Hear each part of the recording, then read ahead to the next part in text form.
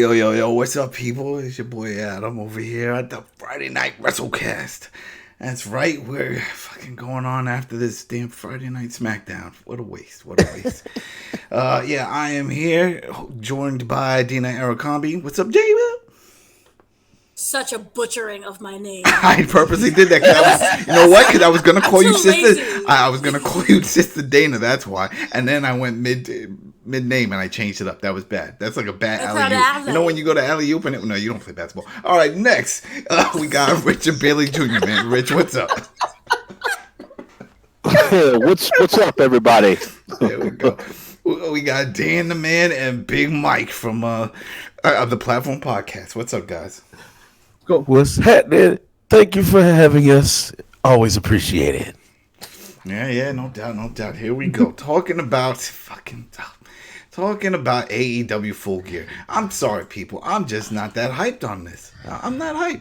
Greatness. You know, but all right. Anything that man, you are alone. Yeah, I know I'm alone, and I'm not doing this again. So wait, real quick. I'm not trying to get cheap heat just off the bat. So if people tune in like, oh, we got one of these haters. Let me go click.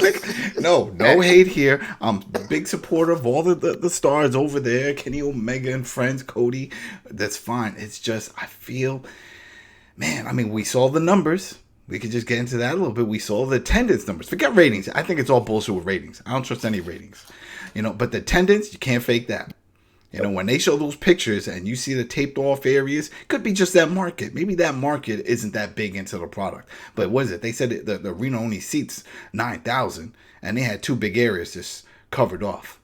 They were pretty empty. Yeah. People are saving. Yeah, so I don't know if that's a sign that the hype is gone now, but I mean, there's always going to be hype whenever there's a new promotion. Everybody tunes in, it's like, yeah. But and I've talked about it before, and I'll just say it real quick here. I just feel the interest for wrestling, in general wrestling, it's not like it used to be. It's very niche. Like the people that are watching now, the people that have always watched, but when it comes to pulling in new viewers, I just think for wrestlers and just for wrestling in general, it's just not there. So I said this before because we have too many options to watch different things. Yeah. But the thing is, wrestling is not like anything else. So you would think it's like, well, there's really no competition. There's wrestling and then what? I mean, we got UFC, but that's real fighting. That's not professional wrestling. So it's still by itself, its own entity. It's not like if we have for example, NFL and XFL. You know, XFL, another league. It's gonna have some different rules, all the stuff. Like, all right, there's an option. Even AEW, yeah, it's different cats, but it's still wrestling. I know. And I listen, man. You are hating on AEW now. No, I'm not hating on Dave. Hey, listen, man. I watch. And you know what? I'll give you this because you said it a few shows back about AEW Dark. I think AEW Dark is my favorite. I love that show. Then Dynamite, but the last show that they had was super fucking hype, though. It was, especially that brawl at the end. Man, AEW showed why NXT is no competition. That's the thing. Listen, I'm not taking anything away from NXT. I love NXT. I love NXT. But AEW is like, they should be going against Raw and SmackDown, not NXT. You know, I feel like that's where they at. No, I agree with the point where when it comes to star power, yeah, AEW wins. It's got the star power, but NXT has some really good talent, and it has a lot of indie star power. You know, Keith Lee and Matt Riddle and Adam Cole. These were big name stars in other promotions, so they're not slouching. If they were in AEW, they would also be big name stars. It's just that for the casuals, which is what we're going for right now, at least the wrestling world, WWE, they're going to pull these casuals. They're not paying attention to NXT because they don't see the big names. We saw that the ratings, I don't trust the shit, but according to these ratings, they spiked up for NXT. And of course, now a lot of people are going to say, well, because AJ Styles, he's a big name and he popped up on there and that's what people tuned in for. I don't think that's the case. I think the reaction from the last Raw, the last SmackDown when NXT invaded, that people it drew their interest, and they said, you know what? Let me see those guys. I don't know them, but I just saw a guy almost 300 pounds do a moonsault. So you know what? Right. I'm gonna tune in next week to watch that shit. So, I would like to make a quick comment. Oh, when he laughs, that's not good.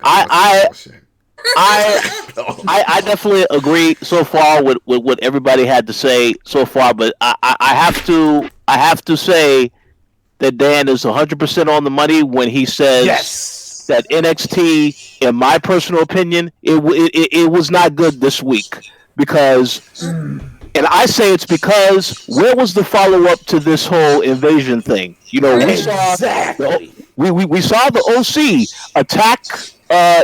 Undisputed Era before the show started. Okay. But where were the women at to interfere in the matchup between Shayna Baszler and Dakota Kai? I mean, that to me, it's like if you were watching, and I do hear an echo, by the way, if you were watching NXT, what they did on SmackDown last week, then you saw they appeared on Monday Night Raw. Then once again, they showed up on SmackDown tonight.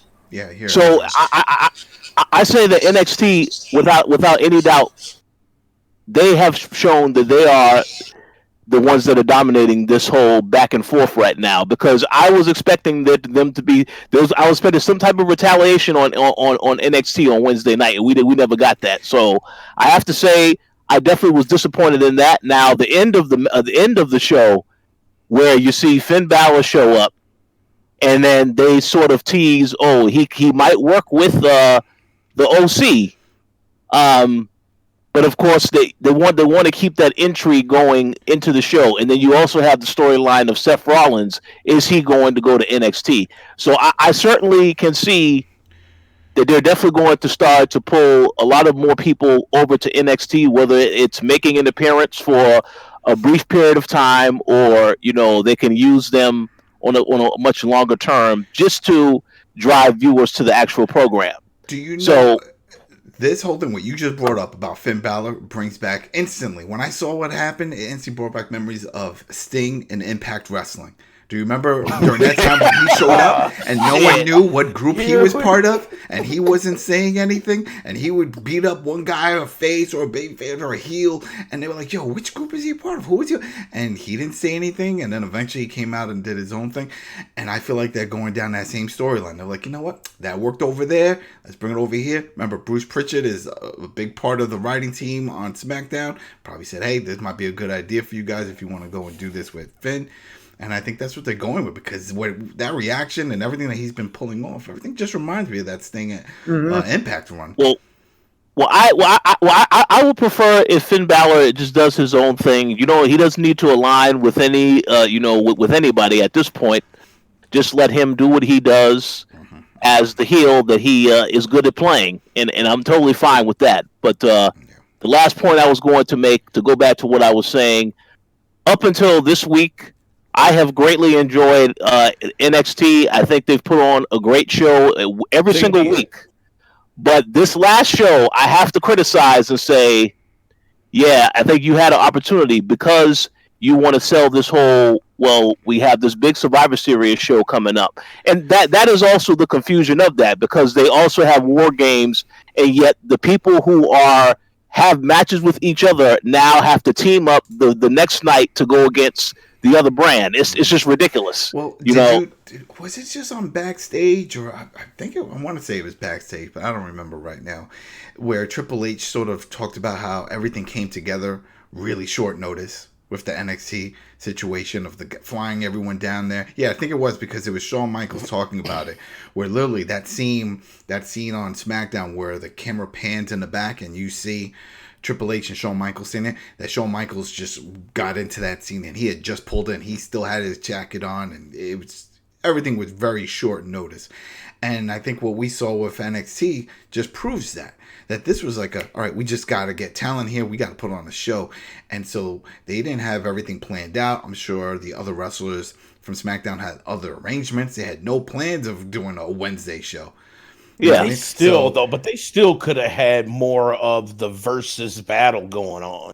Yes, I mean this is the thing. NXT fired the first shot of bullshit. You know what I'm saying? and the good thing about it was the way they were winning and wrecking Raw and SmackDown was like clean finishes. Yep. Bianca Belair, which I literally would propose to if I wasn't already in a situation. You know what I'm saying?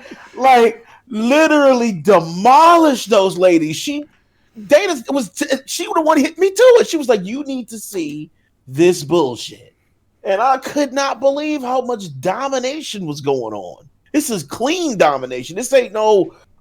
Some bullshit, and they got, there's a stick and a kendo stick. Mm-hmm. No, this was, we put you in a match, NXT won. Clean. The demolishment. So they should have been pissed. They should have came to NXT, put on a few matches versus Raw, had a versus Raw and a versus SmackDown match at NXT. And then have maybe one match clean win by NXT again. Have NXT win. And then the second match gets ruined by bullshit. Maybe have some people from SmackDown come in and kind of run in, and it's a triple Raw, SmackDown, NXT women just going at it in the ring. Like, it's they failed a genuine opportunity. And see, here we go. Let's go back to what's called WWE disease. Well, even tonight we saw, and we talked about it, that Imperial, right? Imperium, or it's Imperial, the British... Imperium. They had Imperium. There we go. Yeah. Imperium. They went running in, and we're like, okay, they interfered in a match, and they kept hyping up. It was like, oh, this is NXT UK getting involved in this. NXT invading again. Wait, are they part of Survivor Series too? And then they never mentioned them again. So they disappeared. So I guess this was a one-off, but then NXT UK is its own brand. Yeah, it's a division of NXT, but it's still its on brand. So what was the point of that? See, I thought they did that only because SmackDown was in the UK. But then we saw Shayna Baszler also interfere later on. That's the tonight as well. So I have no idea what that's all about. I would assume they are going to be a part of it, because why have them just show up and then no one has a chance to get some payback later? It would have been nice if this show was all just like what we saw with NXT invading. If this was all NXT UK. Because they have some great talent. That would have been crazy. And then they said, NXT UK for sure. Yeah. And then they said, you know what? We're switching it up. Survivor Series, it's now Raw, SmackDown, NXT, NXT UK. There you go. But you know what that sounds like? War. That sounds like some dope ass shit, and they're not gonna do it. Exactly. Do it, this would be awesome. You know what they're gonna do instead? They're gonna have the Fiend choke out Matt Riddle. Man, that'll be so fucking pointless, man. Shoot, even with even tonight's segment with the Fiend in the back doing the choke. You know what? They could have had anybody under that mask. They could have said, you know what? We'll just put a mask on somebody who looks a little husky, and then we'll just call it. We play his audio laughing in the background. He probably wasn't even there. Shit. You know what I mean? It's like, why even bother doing that? Put him in the ring. People want to see him perform or do something. Right, they want to see him come out and demolish fools, man. Well. At least now you have a very good idea of who the next opponent will be for the Fiend. Which I thought they were doing this whole thing where Daniel Bryan was going to eventually have a feud with Shinsuke Nakamura, but I guess now, based on that attack, they probably will not go in that direction unless they decide to. I mean, I don't know. I thought they were going in the direction because wasn't Sami Zayn trying to recruit him? Yeah. Isn't that the whole thing? So maybe this could be the reason that he joins up. He needs help. He needs people to have his back because Bray Wyatt's a little crazy. Well, that's true, but I just would ask the people in charge of this storyline and anything with the Fiend, why are you trying to make this guy a heel when the fans obviously are cheering for the Fiend? So if he has a match with Daniel Bryan or he has a match with Roman Reigns, which will definitely happen in the future, I hope they don't think he's going to be getting booed during that match. Yeah, he's not. That's the thing, especially against Roman Reigns. If they put him against Roman, Vince gonna be shitty as fuck. You know, because he gonna want Roman to be cheered, and that's not going to happen if he goes against the Fiend. I guarantee it. And this is the last point that I will make, because I'm pretty sure there was someone else that wanted to talk. Speaking of Roman Reigns, you saw tonight when they opened the show where Baron Corbin is talking about his opponent Roman Reigns. Yes, he's accomplished all of this stuff. That lets me know, that's a sign from Vince to let you know, well, you know, I haven't forgotten about Roman Reigns. That's the wink. Yeah, that's the wink. That's the wink. Yeah. That's the wink. Like, oh, yeah, you see this. Yeah, I know you're the best. I know they're the champion. I know you got an 18 links long ding dang. I know you the man. I know you the related to The Rock. I know you're going to be the new Disney film. I know. Oh, man.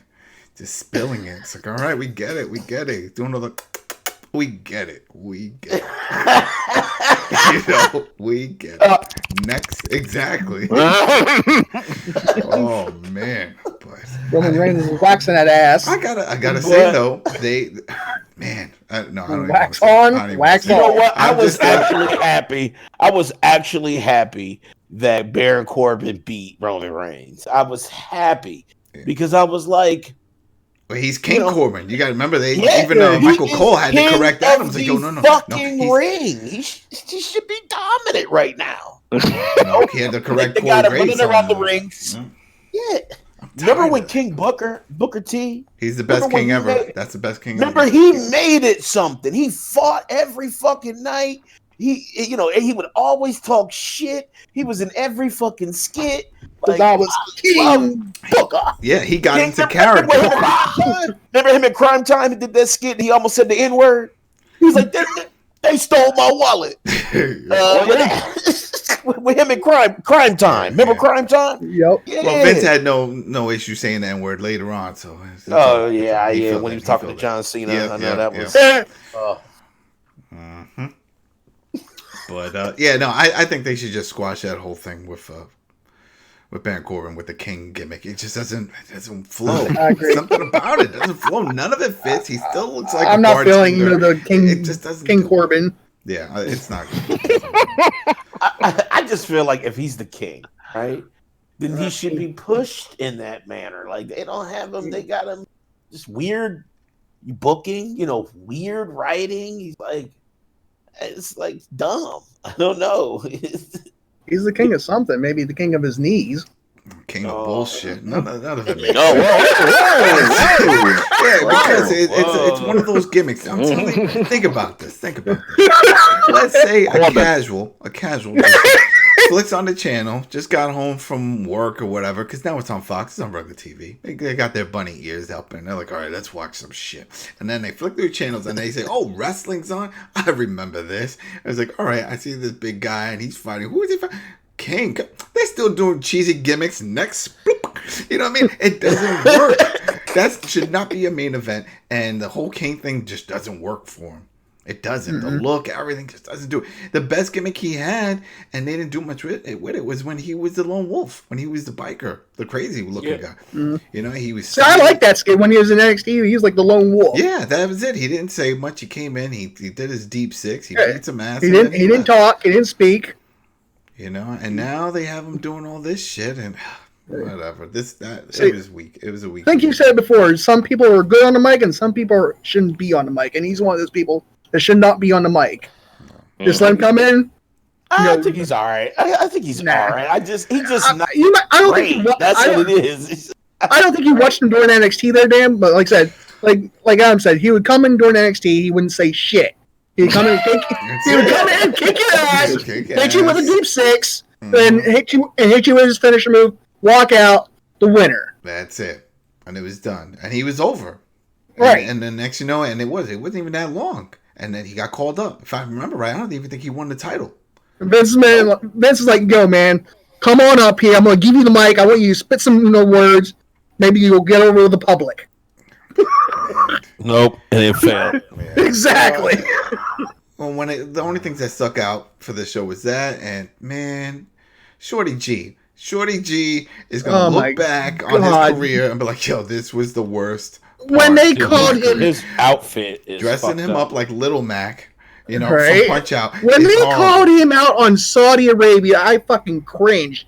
Shorty G. I'm like, dude, man, Chad. Gimmick. He's a great Chad, wrestler. You need to call Cody up or something and go to AEW. They're mistreating you, dude. Oh, they have a stylist in the back who makes these outfits, and it's like, this is the best you can do. This is it. Exactly. Dude, he looked like a fucking Jurassic slap ass. Oh, he looks so bad. I don't know what the hell was going on, man. You know, I was like, where's The Rock at? It's all about Vince. These even are his Renee ideas. Young was cracking jokes on him. She was like, he needs to change his outfit. It's horrible. And she said that on their programming. It's horrible. They should just put him in some fucking, like, corner boy trap gear. Like, they should just have Shorty G, saggy pants. You know what I'm saying? Shorty G and R-Truth. There you go, right there. Mark it. Shorty G and R-Truth. Tag team. Speaking of tag team, it's a segue right there. Speaking of tag team, we just saw a big change. Oh my God. We got the New Day. Now, what, 20-something champ, right? 20-something? Seven times. Oh, man. I would like to make a comment on that. I mean, I have to say that I definitely hope that Xavier Woods recovers, but I can't help but feel like if Xavier Woods didn't get injured, they were going to try to turn Kofi, because it looked as though they had this whole thing they would try to do where he was a little angry that I guess he lost the title. So I thought that was a direction you could have taken it, but then when Xavier Woods got injured, I said, okay, well, they probably just scrapped that altogether for now. So yeah, these guys are still together, and now they are the new tag champs, and I'm not really surprised by that, because I know that there was a lot of back and forth between the Undisputed Era and the New Day. You know, this is one of the teams that they always was talking trash to each other online about, oh yeah, they would love to face this team, so on and so forth. So now you have the tag match, so I guess that would make that a little bit more interesting, I guess. But yeah, I'm not surprised, but still, I think, listen, I knew Kofi was going to lose the world title. That was expected, but I was not expecting it to end that quick. So that still does not take away. Nobody saw that. You know what? I'm sorry. When you said Kofi, I got triggered. and I'm sorry. You know, I know Dana. Sorry, I know you ain't said it in a while. I just got to say this, okay? Rey Mysterio. If Rey Mysterio lasts longer in the ring with Brock Lesnar than Kofi did, I swear to God, my life will be to live and troll WWE on their Twitter. I will post nudes. I will do anything in my power. I will put in. And I'm saying this now because that is a travesty. We'll break out the camera and tripod. It's definitely going to happen now, because his son is going to come and interfere. Watch. His son is going to get involved in this. I think Ray's going to win the title.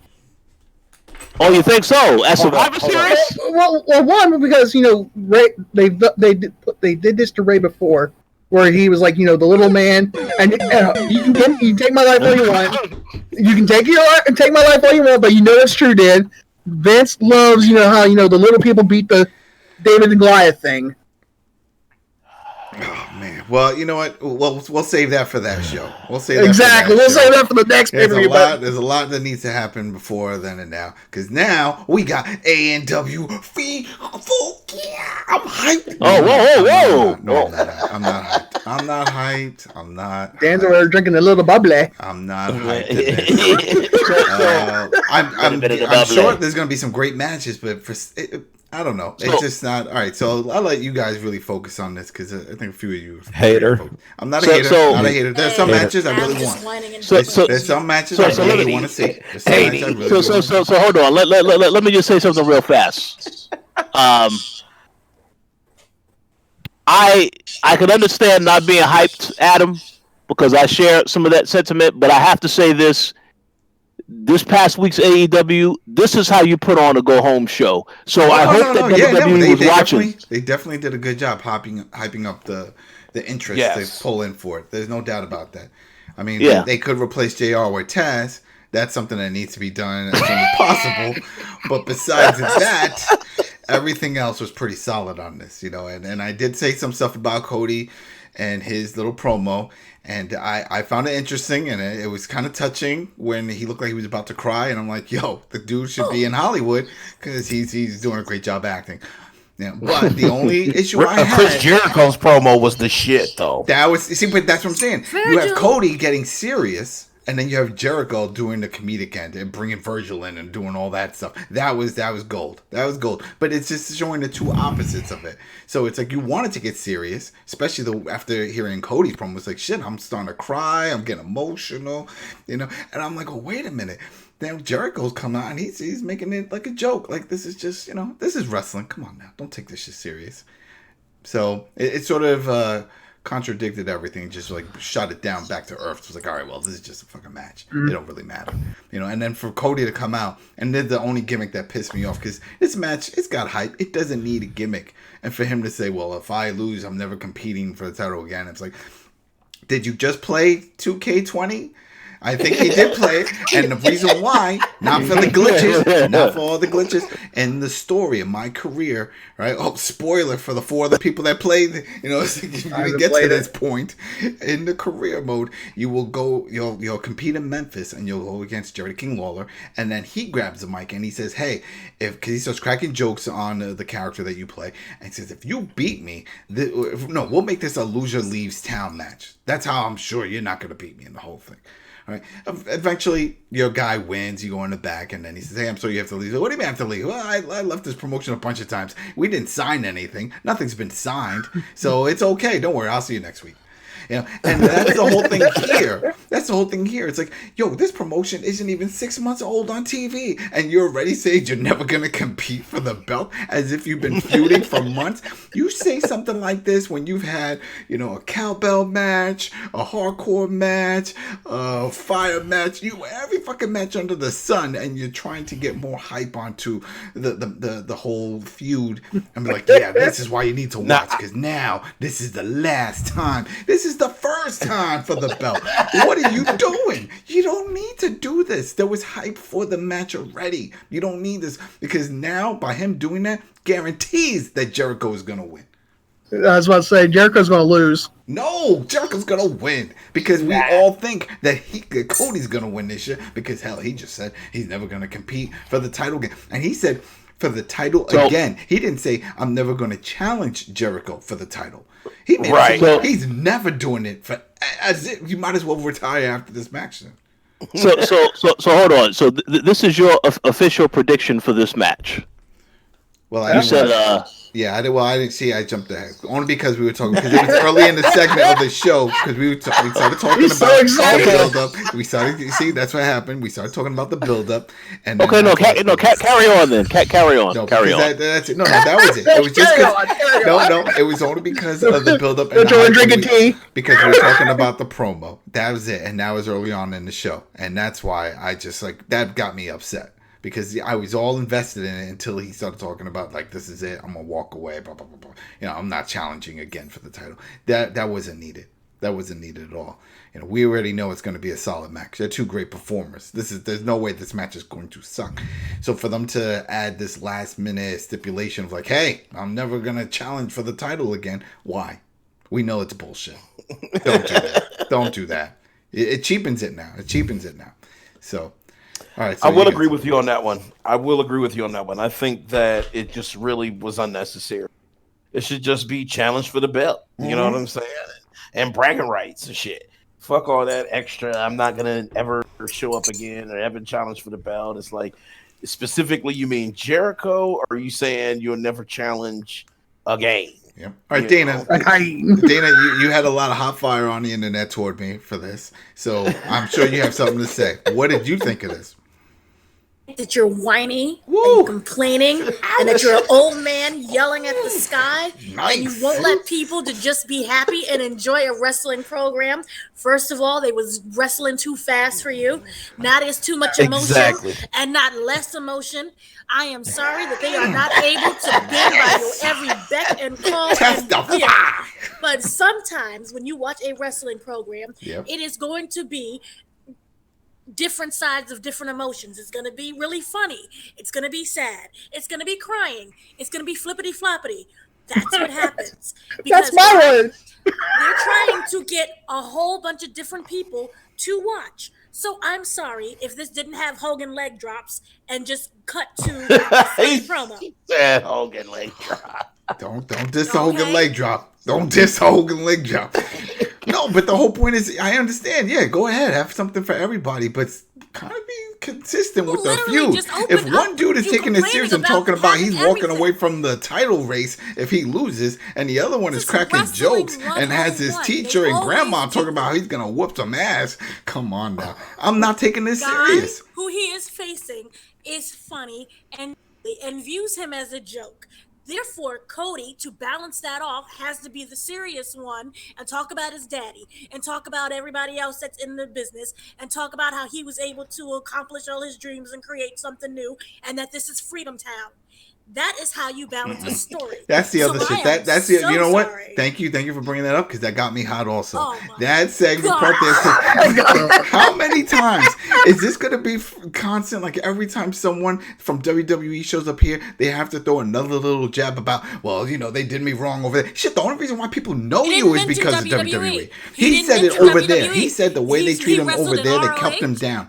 No, yeah, but they didn't keep him down. ROH did not keep him down. Speaking of ROH, he gave the same promo at ROH. I told you, he did the same promo when he had the list and he was talking about all the people and all the matches. Gives a promo every 5 seconds. It's the same thing. I'm gonna work out hard for you guys. No, I'm gonna make it. I'm gonna accomplish everything. No, if you're gonna whine and complain about repetitive promos, then you better put down John Cena as well. He's not my fan. Go ahead, throw that motherfucker under the bus with big tires. I don't give a shit. Listen, the point is, yo, I'm telling you, you know what? I get a lot of flashbacks from Impact with AEW. I get a lot. Because I definitely disagree with that. I'll tell you, not on the quality. Listen. I get the flashbacks. Wait, hold on. I'll tell you what. I get the flashbacks because I hear the same whining about, oh, they didn't let me do this over there. The other guys on the east end. He said that they kept him down. He talked about them keeping him down and stuff. We get it. We know this. You know what? So literally, he can do whatever he wants. When you're in school and when you're having some issue with somebody, what did they always say? Ignore them. Turn the other cheek. Walk away. Ignore them and act like they're not there, and that's it. That's what they should do. They should just. Kenny Omega tried to do it until he went off on NXT. But before that, just act like they're not there. Don't talk about them. But like, yo, did you wrestle somewhere? Many years ago. I've been busy. Boom. Done. He's talked about it. He's been in other companies. Yeah, but ROH didn't put him down. New Japan didn't put him down. He was champions in both promotions. He was not the big guy over in WWE. And that's bitter. He's real bitter over that shit. Because he put in so much time. Because he's pointing it out. He's pointing it out. First shot. It's all an act. It's just the controversy. It's fake controversy. This is the shit, though. That's what I'm just tired of hearing it. I hear it everywhere. If you're really tired of hearing it, don't talk about it. Don't bring it up. Should have been the one at fault from the very beginning. So I fault for what? They gave him a job. We saw it at the Hall of Fame. When his dad was in the Hall of Fame and he came out with his two boys, when he came out with Dustin and Cody, and the first time everybody saw Cody and we're like, oh, who's this little accountant son? Never seen him. And he was like, you know what? Found out, oh, he's performing, he's training at the center. I don't think it was a performance center at the time, but he said he's training to be a wrestler. I'm like, oh, okay, there you go. They gave him his shot. They put him in the biz. They gave him everything. Yes, they didn't push him to the top. They didn't give him what he wanted. No problem. It's not the end all be all. He could leave, and he did, and he accomplished a lot. And I'm not proud of him. He's deserving. He is deserving. My point is, stop bringing up the past that far back. Like he did. He almost cried to the shit. He almost cried. Oh my Lord. Because now he has emotion, and that's too much now. Oh my God. It is too. It's too much. It is too much. It is too much. Like, make up your mind and just stick to it. Nope, I am sticking to it. Stop being bitter about WWE. You can't say stop being bitter about WWE. It's too funny. And stop WWE. Nope. Stop. Whatchamafface being too soft and sensitive and crying. No. There's no crying in wrestling, man. There's no crying in wrestling. In wrestling? No crying in wrestling. Oh, okay. That's why the women wear all that makeup. If they cried, that makeup would spear them. They don't. That's why they put all the makeup on. There's no crying in wrestling. Even when they fake cry, they don't real cry. So I'm just saying. So that was my whole issue with him. Besides that, it was a good promo. It was good. Everything was fine with it. I'm excited for the match. I don't care about all the other stuff with it. But you know what? I don't think that's the first match. According to the internet and whatever, the first match is Joey Janela versus fucking Shawn Spears. No, wait. Is it the buy-in, though? Don't they have the buy-in? No, the buy-in is a female match. It's the one with the dentist. There's only one buy-in match. Oh, shit. So let me stop you right there. Oh, shit. We have to give respect to the wrestlers. You cannot just say, "Oh yeah, that dentist. Her name is Britt Baker," and you know Adam Cole would be very offended that you talk about his. You can't refer to his woman by her correct name. Are they still doing that? Is that still a thing? Is that still happening? Yes, they are. Isn't that funny? Isn't that funny how all this is happening? Because isn't Shawn Spears married to the... there being relationships in wrestling? No, I just find it interesting. We see a lot of this. Because Shawn Spears, isn't he married to one of the Iconics? Yes. Who also has a big role in WWE 2K20 in the career mode. Just saying. Yes. Oh, man. So you got to put some... I was going to say, you got to put some respect on Adam Cole's name. It's Adam Cole, baby. Yeah. Okay. That's some bullshit. So this match right here, Joey Janela with against Shawn Spears, it's got to be Joey Janela. I can't see Shawn. I'm sorry. I know you're saying I do a lot of hate for this, but I do hate this. I was never a fan of Perfect 10. I'm sorry. Fast. No, he don't wrestle properly. Listen, it doesn't work for me when I watch his matches, and I've been watching for years. You know how Cody brought him in. This was his original tag team partner before they made it to the main roster. You know, so I knew instantly once he talked about that he was leaving, no doubt he was going to be in AEW. You know, he knows how to work a match, he knows how to do everything, but he doesn't have that it factor, that pizzazz. You know what I mean? They gave him he's the chairman with the chair. It don't matter if it's a normal match. You hit him with the chair, you're disqualified. So why go with that gimmick? Think about that shit. It's like, yeah, if you're the chairman, every match should be a hardcore match. Plain and simple, because then we know you are going to use a chair in some way. Like when Rob Van Dam started bringing a chair down, it was like he was always doing something innovative with this fucking chair. It was like a boy in this chair doing kicks and flips and throwing it to his buddy. Now, wasn't that La Parka too? Wasn't La Parka chairman too? He did some chair stuff, yeah, but I don't think it was official. Like it was his part of his gimmick completely. Not like with the way with Rob Van Dam when he had Bill Alfonso. He would always use it, you know, when he would throw it at the wrestler, and then when he did the coast to coast before, you know, the best wrestler in the world stole the shit. Fucking God. Oh God. Fucking man, shame that. Man, I didn't want to talk about that. That shit got me mad. Now I'm mad. But yeah, so something about this, like when we saw this, Shawn Spears had his last big match. What was it? I already blacked out the guy that he fought, but it was supposed. I think was it Kenny Omega? I think it was Kenny Omega, wasn't it? It was somebody, but it's just, that's what I'm saying. It's not even memorable. It's just something about it. It just doesn't bring it. It doesn't excite me. So for me, Joey Janela can do anything. He's young. He's crazy. He'll take thumbtacks at bare feet. He don't care. He's going to go all out. You know, this is a guy that should have been part of Jackass when Jackass was around, because I could see him doing all that type of shit. It was like, yo, let's do it. Well, I mean, it's just a regular match. It's not it's a regular match, but when it comes to regular match, you still got to take crazy bumps. You can still take crazy bumps. And I don't think we're going to see. Don't wrestle too fast. No, you see, one thing to wrestle fast, another thing to sell what you're wrestling. Sell the moves. Sell these. A lot of guys. I think Shawn Spears is going to win this match because he's been on a losing streak. It can keep losing. It's okay. No, he needs to win. But I mean, because the way they have the rating system you talk about, this has got to be the match he's got to win. So I also have to agree with Mike here.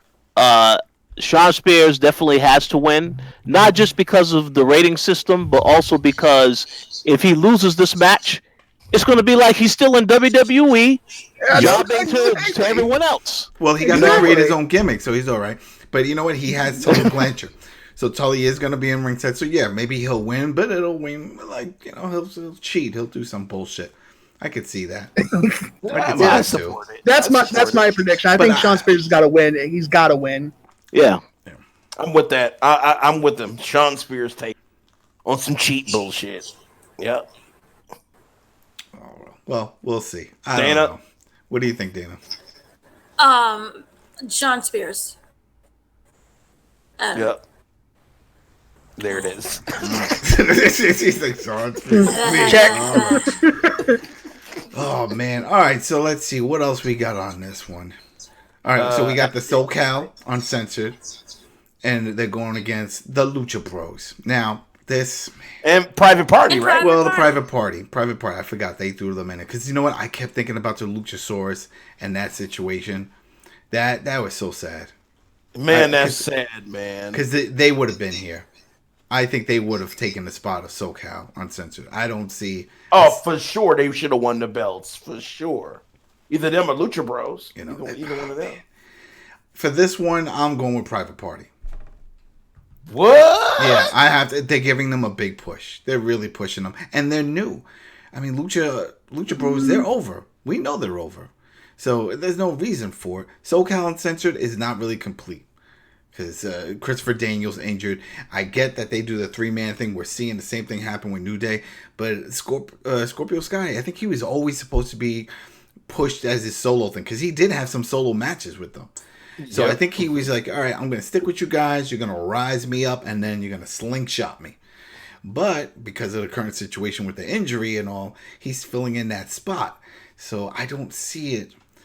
I don't know. Everything's pointing that it's going to be with the Private Party. Just the way that they've been having their matches. Remember, they did have that solid win over the Young Bucks. Yep, Young Bucks. Yep. So and Private Party is dope. Like Private Party is dope. Lucha Bros is dope. Was dope. Scorpio Sky. I'm a huge fan right now. Mm-hmm. Yeah. Oh, definitely. He's opening up eyes because this is the most we've seen of him. Dude, he's like graceful when it comes to the parries and the dodging of attacks and stuff like that. That shit looks so good in the ring. So I think this match may be one of the matches of the night for sure, especially with Lucha Bros in it. They already over, like you said. And shit, I'm marking out for everybody right now. I don't even know who to pick. I'm thinking Lucha Bros. I'm Lucha Bros taking it. You taking it? Private. Or what about you, Dana? No, not Lucha Bros. Even though it would be nice for them to have that belt.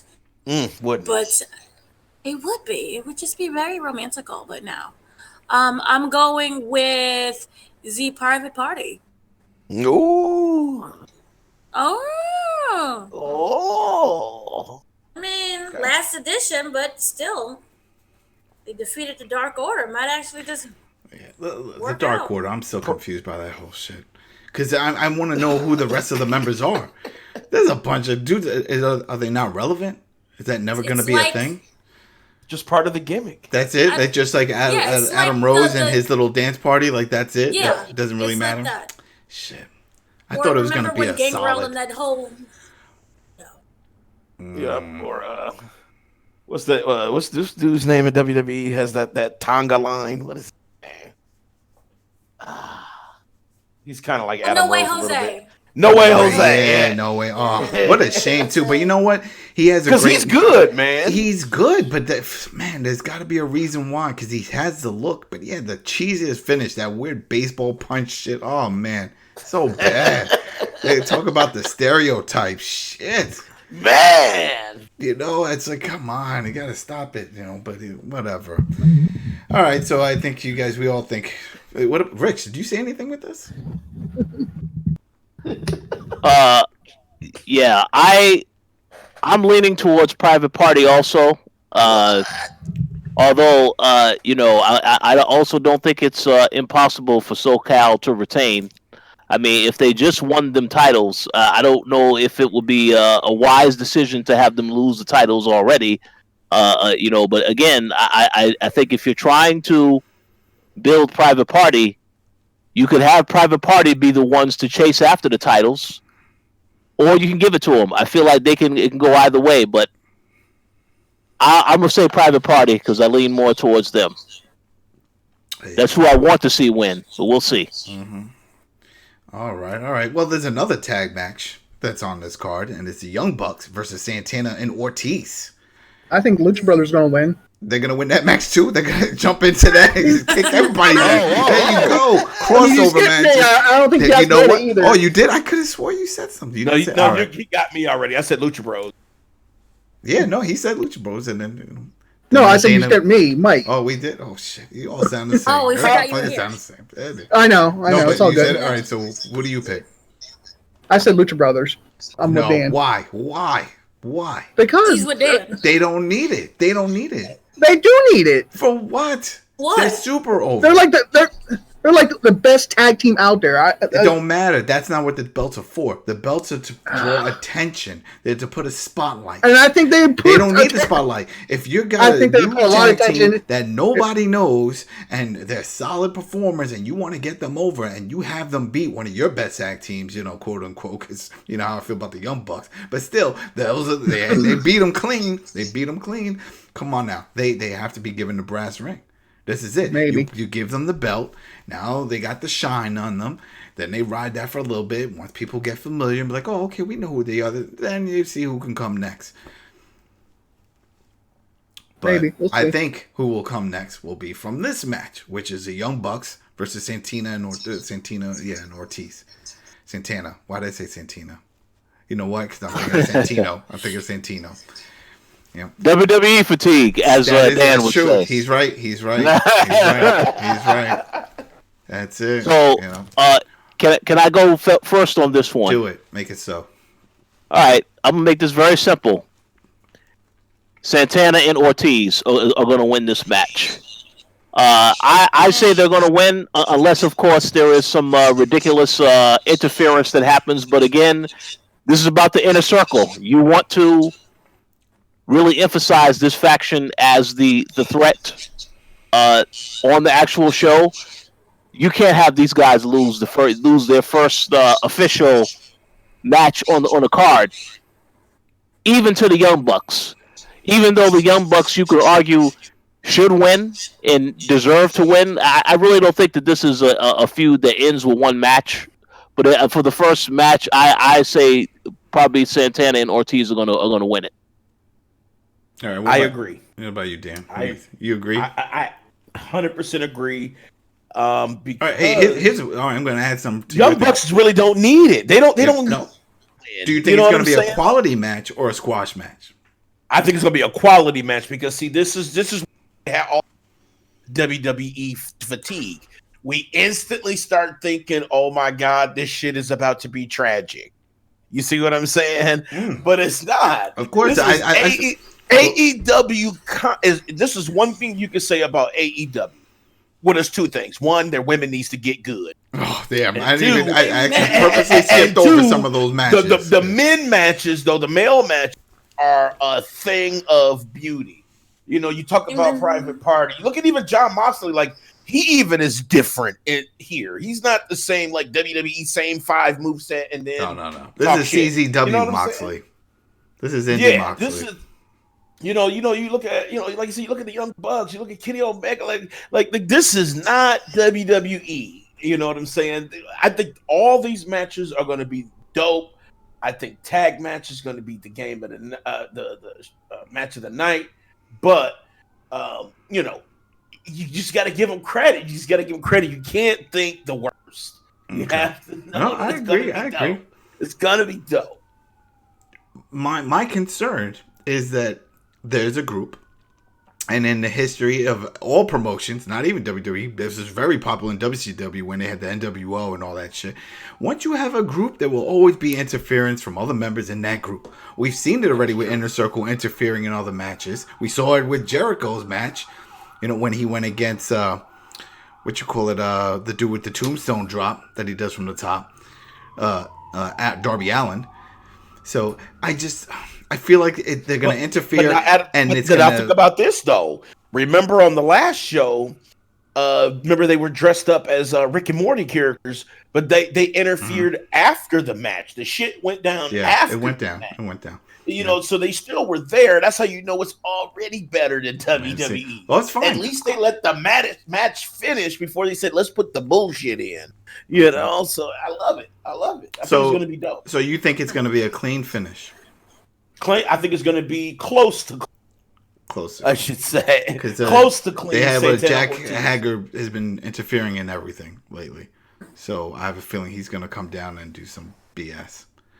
He might come down, and then they turn around.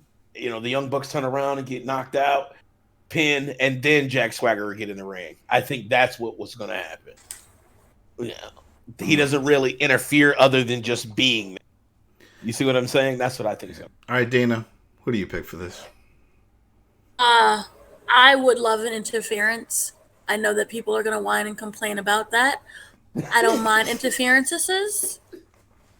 I think they're fun and exciting. And Jack, what is he? Hager now, he's been running around just beating up people for no reason and not saying anything. Basically being what Baron Corbin should have been. Yep. But what he used to be, like not talking and shit, like we said in NXT. Should bring that back. But I basically see that it is going to. I don't want the Young Bucks to win, and I say this because I don't like owners of a company winning their own belt. Well, this was going to be the issue because the top guys have executive positions. That was the thing. We know about Jericho, Omega, the Bucks, and they're pretty much, and Cody, they're like the best of the best when you talk about. But they lost a private party, though. But that's it. Yeah, exactly. Because they jobbed to private party. Shit, and Kenny Omega just recently won his match. He was losing all his fucking matches. Mm-hmm. And this is also why I don't mind the whole Cody. I'm never gonna wrestle for the belt again. I don't mind that. I hope he doesn't win. But getting back to the Young Bucks and Santana and Ortiz, I want them, Santana and Ortiz, to win. I want there to be an interference, either again from the Lucha Brothers or from what was the other one? The Best Friends. Yep. Orange Cassidy. And Orange Cassidy, which I'm sure you'll complain, he doesn't wrestle with his hands. What's going on? He don't wrestle, period. He's a comedic star. There's a genre just for those type of wrestlers. There we go. A complaint. We know it, though. We know it. That's the thing. So he's not going to get involved. He's not a wrestler. Come on now. He can wrestle, but that's not his role. That's not his role. Well, then good. Then the role of the Young Bucks is to not win his championship. All right. So you say that it's going to be Santana and Ortiz. LAX. I'm telling you, I'm tired of seeing these tag teams with just two dudes saying that they're a tag team. Fucking pick a name. Everybody else here has names. They all have names. Best Friends, the Lucha Bros, SCU. Come on now. And you were like, we're Santana. No, you're not. Do something creative. I just don't want to see two names because then it seems temporary.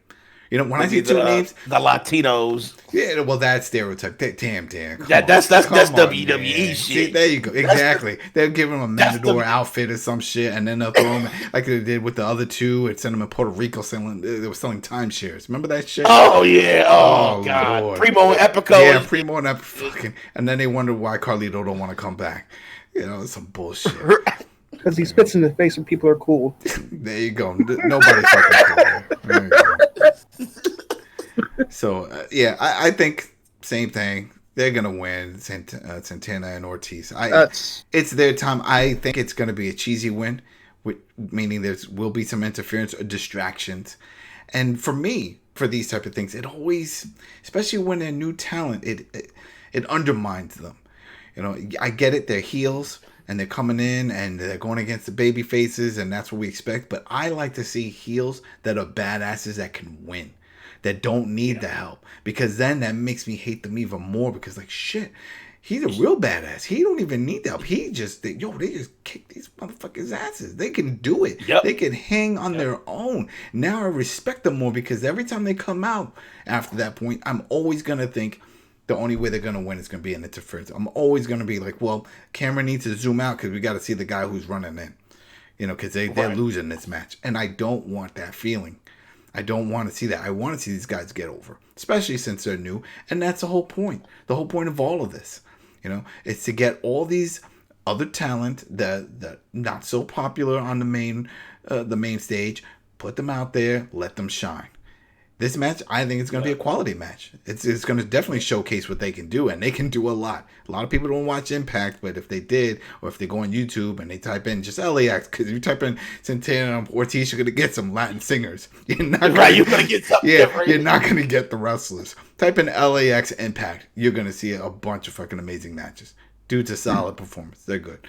So, I have a feeling they're going to win. I just hope it's a clean win. And that after the fact, we're not all talking about, oh, well, Young Bucks had it. They were getting ready for the Super Cake party. And then, Hagar came down and called to distract. I don't want, no. That right there is WWE, WCW, and every other damn wrestling promotion. They all do it. So if you want to break away from the stereotype and the whole thing, when you have a group, don't do it. Have a group, have everybody be a badass in the group, and they can just win on their own merit. They don't need any of that shit. So I think that'll be fun. Hell, even have Jack there, but he's never needed. I think that would send another message. And I think AEW can do it, because they did it when they had Pac. When Pac beat with Omega, people were like, whoa. What the fuck? Everybody's like, what? Yeah, and it was clean. He didn't cheat or anything. And it was like, yo, he did it. Now he's going to be jobbing out to everybody. But you know what? He got that win. He got the Page win. That was another shocker, because Page he had a rocket on his back and he was flying. Right? Remember? He was winning matches up all leading up to this. Up for the championship and all shit, now he's not even discussed in that window. They're like, what? No, we got other people coming. No. It's not going to happen. So, there goes that. All right. In fact, another segue since we just brought it up. Adam Page versus Pac. Fucking Pac. Stop with that. I hate the fucking name. Why? Be the bastard. Why stick with Pac? Yeah. Why? Complain. Pointing out the facts. Stop with all the nicknames. You got one. You created a new one. Stick with it. Right now. I am really complaining, because I'll tell you why. Because that's it. The bastard. That's it. That's all I need. The bastard. Don't bastard Pac. It sounds like a broken sentence. It sounds like if I put it in Word, it's going to want to autocorrect, because that shit doesn't sound right. He's just the bastard. It's like, who's this? Adam Page versus the bastard. That's it. Do it that way. But anyway, I say, Rich, are you hearing this shit? I'm hearing this, and all right, go. There's only one thing I have to say about this match. I absolutely, positively do not give a damn about Adam Page. Because of how they have presented this character from the very beginning, and you had people believe, this is the guy we want to get behind. Then you have him lose to Chris Jericho and lose this match, lose that match. Now I don't care about the character. So, yeah, Pac, whatever the hell you want to call him, that's who I got winning this match. I second that. Bastard Pac. He just won on this week. He's going to win again. I'm telling you, the way they're pushing this dude, they're pushing him like he's, you think this is the time nope. He's going to win, and he's going to win clean as hell. Which is a good thing, because people can't stand him, man. They can't stand him, dude. And him winning clean, like constantly just straight up winning, is good. You need that person that just fucking defies all expectations and pisses you off. You know what I'm saying? So Bastard Pac taking it. Adam is not ready for that. Damn, he said not ready. He not, the man. man I mean, that was censored on Ring of Honor for hanging a man. Not ready. That's where the hand name Page comes from. I'm with Rich on this. The way they presented him, they started off with that rocket and it fizzled into a firecracker. And that shit is not popping. He's not. I don't really like him that much. I don't. He was always a good side character when he was in Ring of Honor as well. Well, he was part of the and when he was part of the Bullet Club. He was a U.S. edition, the U.S. version, when they had to keep some people local, stateside, and he was Then, of course, then the other Adam Cole, baby, did his right. thing. But all right, so Mike, who do you think is going to win this? I'm going to have to say, let me see here, who we got. Hey, you know what? For now on, real quick. For now on, every time I ask you guys, I'm going to end it also with clean finish, or you think it's going to be a dirty finish? Because that's the key here. How do you? So you think Pac's going to win? You think it's going to be a clean or a dirty finish? It's clean. It's supposed to be clean, dude. It's going to be dirty. You think it's going to be dirty? It's going to be dirty. He's going to do some fucked up logo shit. He's going to give him like the mule kick into his nuts and say, "Ride that one." Oh shit! Come on, you know what? Mike's right, because then when the commentator comes up after him and somebody's like, "Hey, why'd you do that?" Because I'm the bastard. Exactly. That's it. That's all he has to say. He's another. You know what? A lot of wrestlers shouldn't even have mic time. No mic time. Just come up with one-liners like they did back in the day. That's all we need. But then again, we got NWA Power for that, so that's a whole other show. All right, so you say Pac wins dirty. Dirty with a mule kick, and he's going to ride off in the sunset with Lil Nas. The mule kick. Love the mule kick. You said with Lil Nas. Well, yeah, with Lil Nas, I'm going to take my horse. Oh, there we go. Oh, God. No. No. All right, so let's see. Rich, you said Pac also, but did you say clean or dirty? Because I think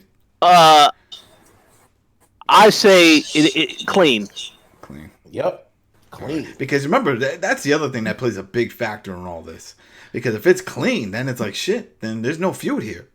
You're basically ending. They're not going to make them feud. You don't think? I think this has to be a feud. This has to give them something to do, because after this, where do they go from here? Because Adam has been a downward spiral. Somebody's going to come out after the match. That's who you're going to know who he's going to feud with. The person that's going to walk out after this match. That's going to be Pac. You know what? All right, Mike, can you? Because I'm looking at the other. Mike, can you go to the official website? If you go to AEW's website, it shows you the standing, and you could see who's below them and above them, and get an idea of what we think. All right. Let me just make a real quick comment. If this match does end dirty, I say the only way to change the outcome would be that Adam Page has to do something questionable to win the match. Then you will have people looking at this character. Oh well, I had to. It's not working. What I'm doing right now, so I have to change it up. That is the only way that I would say it's a dirty finish. Other than that, I'm expecting Pac to just steamroll right over him in this match. Yep. Exactly. All right. No one will care. All right, let's see. That's lost. I'm telling you. Everybody's going to be focused on Bastard Pac. They're not going to give a rat's ass about Adam Page. They're going to be like, all right, I'm going to head out. You know what I'm saying? Like, this is going to be nothing. Bastard Pac, 100% guaranteed winning. For sure, clean. Bastard Pac. All right. So let's see. For me, I think Adam Page is going to win this, and I think he's going to win this dirty. I think he's going to bring back that bad boy version of him, because now that he is no longer the baby face, at least in this match he is, but I mean, it hasn't been working out for him. And we saw what happened with the whole Jericho thing, and ever since then, nothing's working out. He needs to be, the heel in this situation, or at least develop something.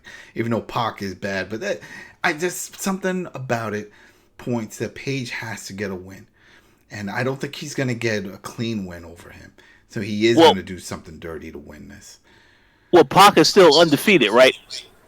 No.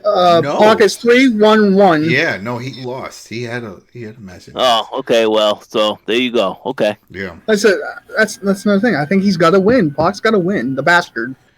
So you think the bastard? See, there you go. That's it. Just the bastard. That's it. Just what's the bastard? That works.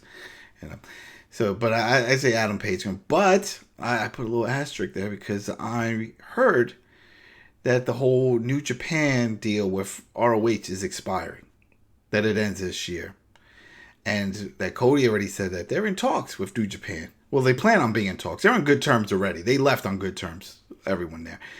And I'm pretty sure New Japan will definitely want to rework with all of those guys. The Young Bucks, Kenny Omega, Jericho, do all of that. They definitely would want to work with them again and have that partnership for the stateside. If they do that, I could see the Bullet Club reforming in AEW. And I could see some of the lower tier guys that do need that extra rub. I hope not. Like Adam Page. I can see it. You say you hope not. But, I hope not. But you know what? You know why? You know why? AEW is the end. I'll tell you why. Nope. I don't want to see. I would have agreed until I saw Jericho come out and create a faction right there on TV and point out, oh, we're the inner circle. And it's like, oh, so you're going down that road. If you're doing that, then that means the door is open. Anybody who has a solid group that wants to sell some merch and wants to make something, let's do it. And this is how you do it. This is how you get a lot of the lower guys. It works. That's the thing. That formula in New Japan works. That's why they do it all the time. There's always been groups. So I could see that happening here. Because right now we just have the inner circle. Well, we're going to need another group. So I could easily see they do some kind of crossover if that deal does work out going into next year. And then we see the Bullet Club. They'll sell a bunch of t-shirts. That's the whole thing, right? Sell a bunch of t-shirts, sell some merch, get that buzz, try to get it over on a big stage. Yeah, it was on Ring of Honor, but Ring of Honor wasn't everywhere. Not like the TNT and AEW. Think about it. If Bullet Club shows up on that type of level, it's going to get over and it's going to sell merch. They even said it. It's still in Hot Topic. They still have all that stuff there. Rich, are you here? Did he fell asleep, I think? No. He fell asleep? All right, well, Dana. Here's what I'm about to give. This is what I'm about to give.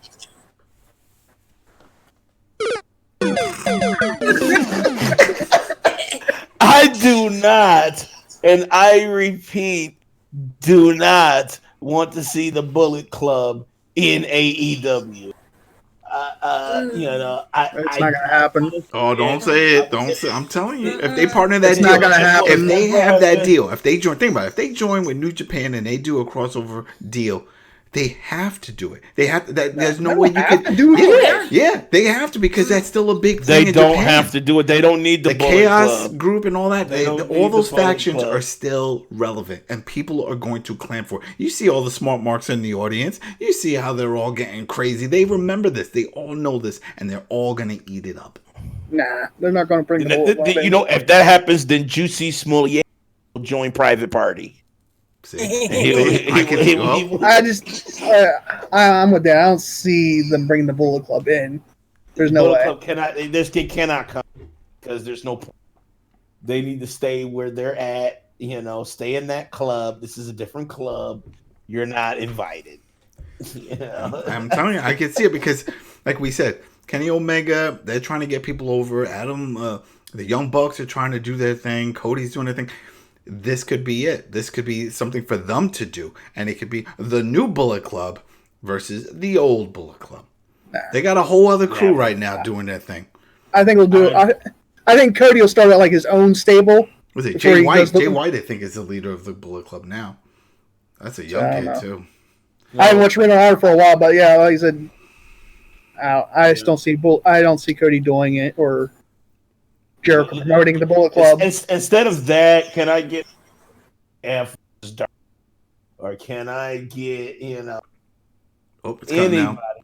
that there'd be some interesting matches, but I just have a feeling that they're gonna test the waters. They'll probably do a quick little one-off just to see how people react. I think that audience will react very well to it. And they'll sell a bunch of merch. They'll sell a bunch of merch. You know, be better than that. Marco Stunt versus Orange Cassidy. That'll be a better match than that. I mean, of course they're going to react well. You know, if the Bullet Club shows up, of course they're going to. There you go. But this will give the Young Bucks something to do besides going for the title belt. But I mean, gotta think. WWE is even chasing after the Bullet Club for how many years? Well, they're still trying with the OC. The whole OC thing. Exactly. That's why they created the OC. Because Vince can't get his hands on fucking Bullet Club. But even if he has all the money in the world, and he's like, it's too late on there because those guys have all left, and it's not the same. There's a lot of this established group that's in AEW, part of that. I mean, that's like the big point. Why they're bringing all these, stars from the Bullet Club. Like, since I can't bring the Bullet Club here to WWE, Vince is like, here, I'll give you a set amount of cash. You just come here and create a new stable. I'll tell you this much: if it wasn't for Bullet Club, Luke and what's his name? But you see, they would not have the contract that they have right now. They would not have the job security because as soon as that contract's up, they would definitely be over there because they have something to fall back on. That gimmick really worked. That whole feuding system, that group worked. But as you see, even though Vince brings these people over here from the Bullet Club, they still do the Too Sweet thing. And the Too Sweet thing is a WWE thing. They won that through the copyrights. Because that was something that they had. I don't. They did it. They sent them a cease and desist. Did they? Yeah. Yes, they did. Yeah, which is why the Young Bucks started doing it with one finger. It was a big thing. Oh, that's crazy. I thought it was Bullet Club still. No. So then Young Bucks started doing it with one finger. Because they got so that when they would do it. So. One finger? You mean the middle finger? No, when they would put the two fingers up like a horn. I know. So they were doing that, but everybody else could still do it. But because Finn Balor, he created, and we know about the Good Brothers doing that whole thing. But when it comes to who really carried it after that, it was with Cody, it was the Bucks, it was Omega. Because Styles, he was there for a hot minute. He didn't really play that much. He wasn't there that long. That was part of the Bullet Club. I know, but he didn't play a major role. Like he's we're part of it. No, I mean the whole thing would definitely be with Finn Balor if you're going to go down that road. But whatever. So there goes that. Well, that's what I think. Adam Page, I think he gets the win, but he does it dirty. He's trying to push and it maybe goes in the heel direction. All right, so we'll go with and I have to agree. A lot of people are saying they think the main event is going to be the Moxley Omega. So let's go with the one before that, the co-main event. No, Chris, that ain't gonna be the main. Well, that's remember. Well, the reason why. Wait, are you back? Who's that? Rich? I'm back, but I have to stop you right there, good sir. All right. There's another match. There's another match that you didn't talk about. No, wait. Well, I'm not talking about the Moxie one. I'm not going to talk about that one. Well, no, but there's another match you still didn't talk about yet. There's two other matches. There's a third match that you didn't talk about. You got a hidden one? Yes. Which one? What's the hidden one? The AEW Women's World Championship. Yeah, that's the other one. That's the other one that I was going to talk about. That's one of the last. All right, that's we can bring that up. Match. Go ahead, bring it. That's what I'm saying. Go ahead, bring it up. You can start it. Yeah. So Riho will retain because there's no reason for her to lose that belt yet. That's all I was going to say. See, but that's the whole thing with it. It's I second that. She's just, and Dan brought it up. Man, the quality on the women's division just isn't there. That match though, get real sloppy. Past show was actually better than what they've had before. Yeah, they had a bunch of, but I feel like they miss spots. They get real sloppy, and I know they're experienced, so I'm thinking that it has to do with they're not planning it out prior to the show. They need to really work some things out, work some move sets, or come up with some spots. Something. Yeah. Set the spot because. All right, what's going on, Rich? I just want to ask a quick question, and y'all could confirm this whether or not, because I saw AEW in pieces this week, different segments. I want to ask you guys: do you feel as though they have done a good job really showing you what Riho is all about? No, because I look at I look at everything that they have done for Nyla Rose. I mean, you featured her a lot more, and yet the person who was the champion not really getting highlighted that much, in my opinion, based on what I did see. So I just wanted to ask if I was the only one that thought this. No, that's being all that other additions are being put on the announce team, and JR doesn't know anything. You probably know more than JR about this whole situation. But Excalibur, he does a lot of fill-in, talking about her history in Japan and what she's accomplished and how she's trained a lot of the other professional, he can't say them by name, but a lot of the other stars that are from Japan, they're now in WWE and stuff like that. We get it.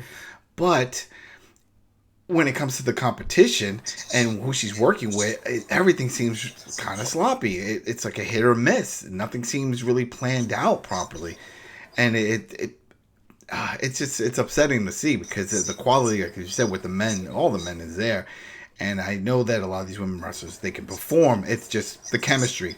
That's pretty much what I'm looking for. Yeah, that's what it is. It's not that they sucks as far as their skill set.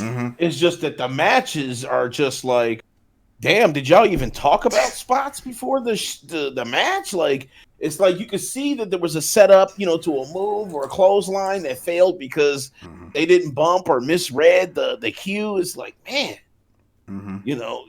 I know I've seen you wreck shop. What's going on? But I still think Rio's taking it.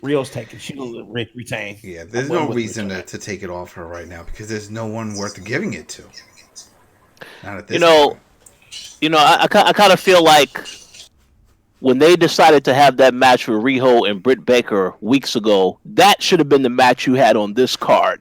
Yeah, because you could have built up a little that whole thing a lot more and made it an actual match. But hey, it is what it is. And Baker is the one match on the undercard against Priestley.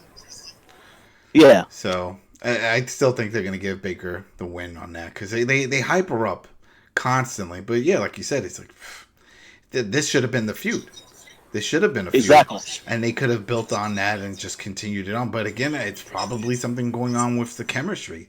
Maybe backstage they don't see it either. So they're like, all right, we got to figure something out. I was like, all right, well, we got Sakura. We could put that in there, and maybe they could work things out. The language barrier. Who knows what's causing this?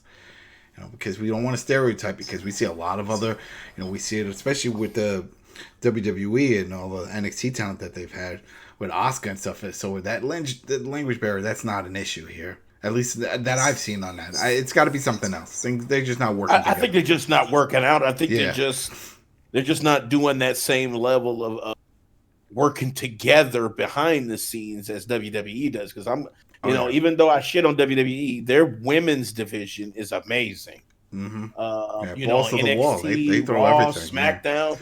Yeah, the women are better than the dudes right now. So in WWE. So yeah, kudos to them. But yeah, I felt like this past match, that women's match on AEW, was better than a lot of matches that they've put on. And there was another lady too who wrestled quite well too. Her name was I think Shayna or something like that. She was really good in her match as well. I felt like she was pretty spot on. She did quite well. It was her, and there was that other fake page. I can't think of her name. Oh, she's scary. She is scary. She will wreck you, and she thick too. So, it's I think they're getting into it. They just really need on those spots. Once you get those spots down, what happened to Awesome Kong? She's busy acting. So is she? That's the thing. Is she part of the roster, or is she just like paid by appearance? She's officially part of the roster. She's part of the roster. She's just amazing. Because that's the thing. It's like whenever we start seeing a bunch of women brawl, we see a match. Everyone is like, they're waiting for the Kong music to play, and it's like, no, it never happens. She's not here. Oh, that's definitely coming. Stay tuned. Okay. All right. So, Dano, about the women's title match, what do you think? Boring. While we're thinking on this, just to contradict to the whole thing, you told us off air about how you don't want any women wrestling. So can you just explain that? I don't recall these statements. that was fallacies and lies. To quote Riggs, that was very controversial. You were like, "Yo, I don't want any women wrestling anywhere, any promotion." I mean, I don't recall saying that, but I do recall saying that they're not good, and it's okay to not have them on air until they improve. Yay! But until then, we have the Riho, who is. So basically, she's saying that when this match comes on, this is her bathroom break. This is it. When she gets. I'm just saying that I am rooting for improvement. Okay. Maybe a school that will teach them how to be fully developed wrestlers, if that's what they want to be. Developed wrestlers. All right, there we go. All right, so now the two big ones, and we'll go with the first one: Chris Jericho, Cody. Dan, who's winning this? Clean and dirty. Clean. I think Chris Jericho is going to retain. There's no point in taking. I mean, people are loving his ass right now as champion. So there's no point. And I mean, people are marking hard for Cody too. Like Cody's pops is just as big as Jericho's. But I think Jericho will retain. I think there will be a lot of mishmash and bullshit too. Just because Chris Jericho's an asshole and Cody always has backup as well. Do you think Brandy's going to do voodoo on him? Because you see that gimmick she's doing, which is fucking crazy. I'm sorry, Cody. I just want to see Brandy, period. Because they got to do some weird Papa Shango shit. I'm like, what is going on here? Because she's doing like some dark art shit. But I don't know. Chris Jericho's retaining. It'll be a damn good match. You already know when this type of shit happens, it's going to be super emotional, which I know you hate, Adam. I don't hate it. It's going to be a great match, super fucking thrilling, and Chris Jericho retaining. Okay, Chris Jericho. All right, Dan, what about you?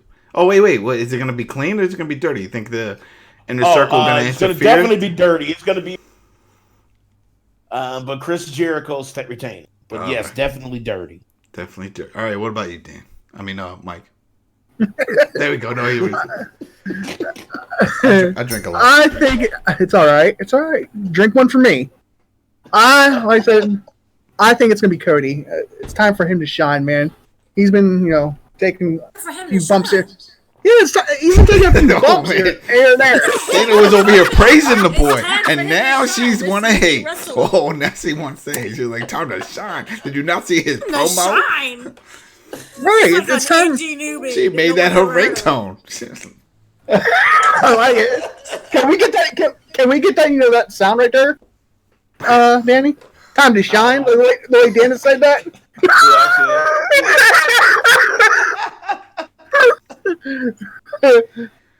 We'll use that on our podcast anytime I say we got to put some shine on it. Time to shine. So you think? Yeah, you think Cody's gonna win this? I think Cody's gonna win it. Like I said, he hasn't won too many matches, and and it's time for him to win the belt. Oh, wait. Why? They just started. Why is it time for him to you make it seem like, it's been like 2 years. He's struggling. He's been slumming it down, fighting all kinds of low blow. He's had 6 matches. He's only won 4. That's better than most. I think that's more than Kenny Omega. And like I said, in Chris Jericho, he's 6-0. It's time to cut the losing streak. Kind of You hear this? I'm so bored. I'm so bored and over, Chris Jericho.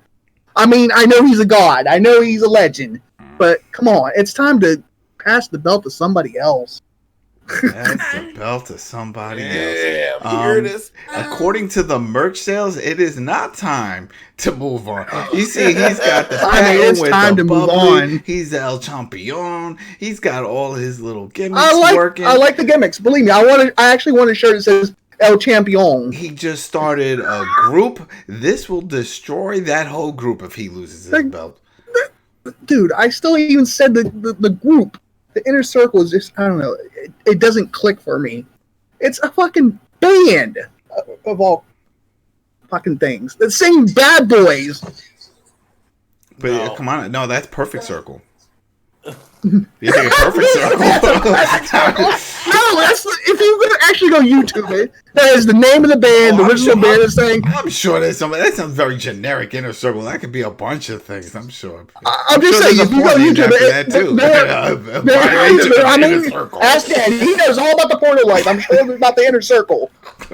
Oh man. Look, Rich said the show has to be 90 minutes. Well,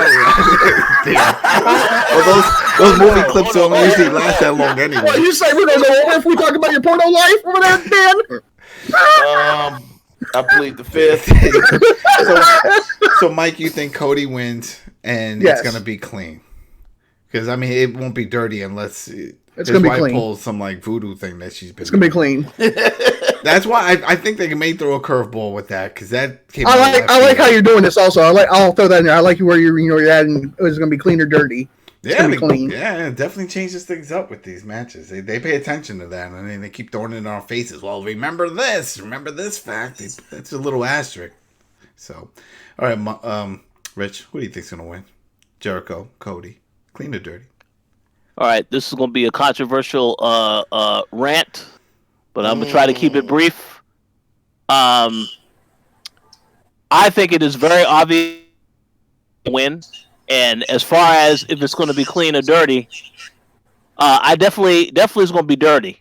Now, the one thing when you mentioned earlier, Adam, you complained about the Cody promo, some of the stuff that you didn't like about the promo, where because of that stipulation, he was saying, "Oh, well, now it sort of implies how this is going to end." Well, I also don't like the fact where they said, well, if this match goes past the time limit, we're going to bring in 3 judges to talk about the outcome. They're doing the AAA thing. That's a AAA thing for a lot of people who don't know. They do the whole thing with bringing in judges for big matches. That right there tells me be crazy that it's going to go to the judges.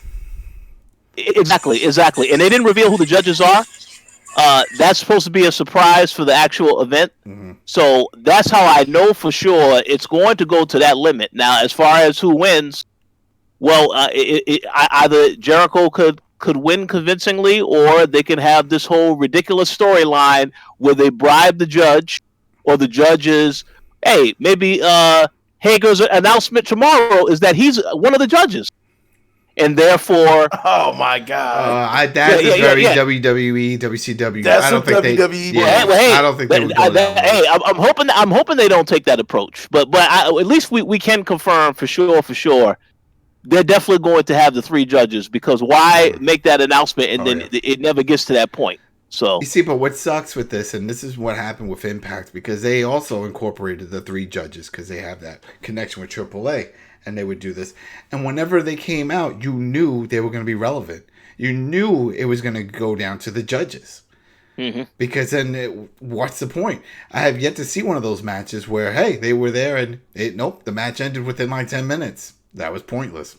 No, it's going to happen. It's sort of like when you hear 2 out of 3 falls, and it seems to always go to the 3rd fall. It's the same. It's the same trope for these gimmicks. So yeah, I think it will come down to who's ever in the judge. That's right, Rich. I forgot about that. That's right. They have the judges. That changes everything for this. So then that definitely points that Jericho is going to win, though, because he's the heel, and I think they will do something corrupt where maybe somebody flips it off, and they're like, "Oh wow, he was a deciding factor for the judges," and then maybe the next night or whatever on AEW Wednesday. On Dynamite, I mean, they'll show something in the back. Oh, we found some footage or something. Again, very tropey of WWE and all, but still. And you'll see them all celebrating, drinking the bubbly, and it could be that one judge. Exactly. A little bit of the bubbly. And let me just add this point real quick before you go to whoever is next. Okay, so I think made some great points. I would not mind seeing Cody win, but with all due respect, they need to emphasize and push the Inner Circle. So I don't think you're going to have Jericho lose that belt yet. If anything, the person who beats him and takes that belt very well may be the person we're going to talk about in the next match. Oh, I hear some music. Somebody playing music. Yeah, that must be Dana. Oh, that's not Dana. Damn, it's always me. Well, he was quick with the response. Was me. All right. Me. But yeah, that's all I was going to say. It's going to be Jericho. All right. I don't see it going in any other way. Yeah. All right, Dana, what about you? Clean or dirty? Jericho, Cody, not from Final Fight, the other Cody. That's the first thing I thought of when he first said, hey, you know what, I'm going as Cody. Then it came out that he does have the right to Cody Rhodes. But he just didn't want to use his dad's name. He wanted to carry his own weight and just use his regular name, just Cody. I'm like, all right, cool, but damn, I think of Cody Rhodes. Cody from Final Fight. Yeah, and I love that game, too. It's a classic. All right, Dana.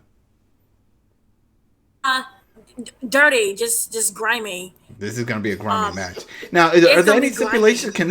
Is there anything that we don't know about this? Like when it comes to, is it a clean match, like a normal match, or can they have weapons, or do we know anything? Is that it? I don't think we know anything about this. They didn't say anything because I have a feeling if we don't, they're going to announce something. They're going to have to announce something the night of.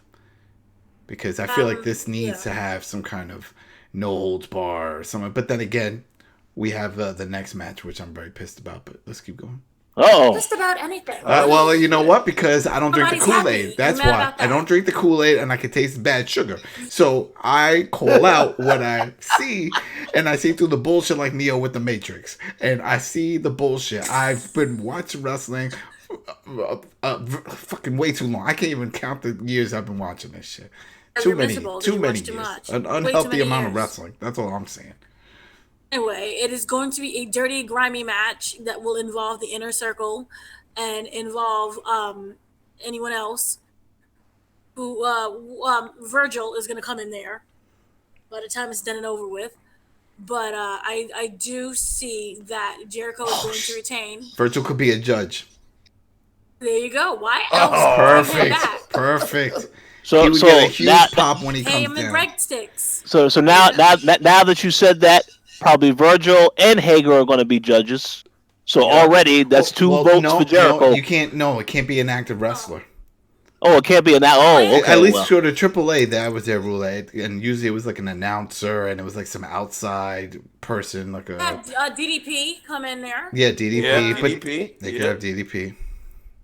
What was the other one? Was it Blanchard or something? Tully was there. Tully Blanchard. Well, he's coming down with Spears, and he could have his own little bias. Perfect 10. Yeah, so that's not right now. Could be his daughter, but she's still tied up with Impact. No, she's still angry. Yeah, she's still angry. What? Isn't she angry about something? No? Am I confusing people? I don't think so. She's got the title over there. She's got a big push going on in Impact. So she's doing her thing over there. So I don't see her jumping ship anytime soon. All right. Well, my turn. There we go. That's right. She was teaching. What? I didn't even tell who was gonna win. Oh, you did. You said Jericho. I didn't finish my whole match. Oh, not bad. All right. He's gonna be like Vince McMahon. Their dad is like, cut the mic. Hello, is this on? Really? Anywho, so as I was saying, it is going to be one of those interferences from everyone, and I do want the judges to start fighting as well. Because remember, we got the huge concession brawl with the whole thing, and that with the dips and ice cream, and that was really cute, and I like that. I know you'll complain about that as well, but yeah, I do see Dippin' Dots. Chris That's Jericho, not real ice cream. See, you complain about that. People can't have like made up ice cream. Exactly. You see what happened? We have made up cigarettes with vaping, right? You see how that worked out. So saying, shit. Leave it alone. Still waiting for my CM Punk ice cream bars. So, anyway, So I do see that Jericho retains and Cody doesn't challenge again, and he continues running AEW and being a manager. So, boom.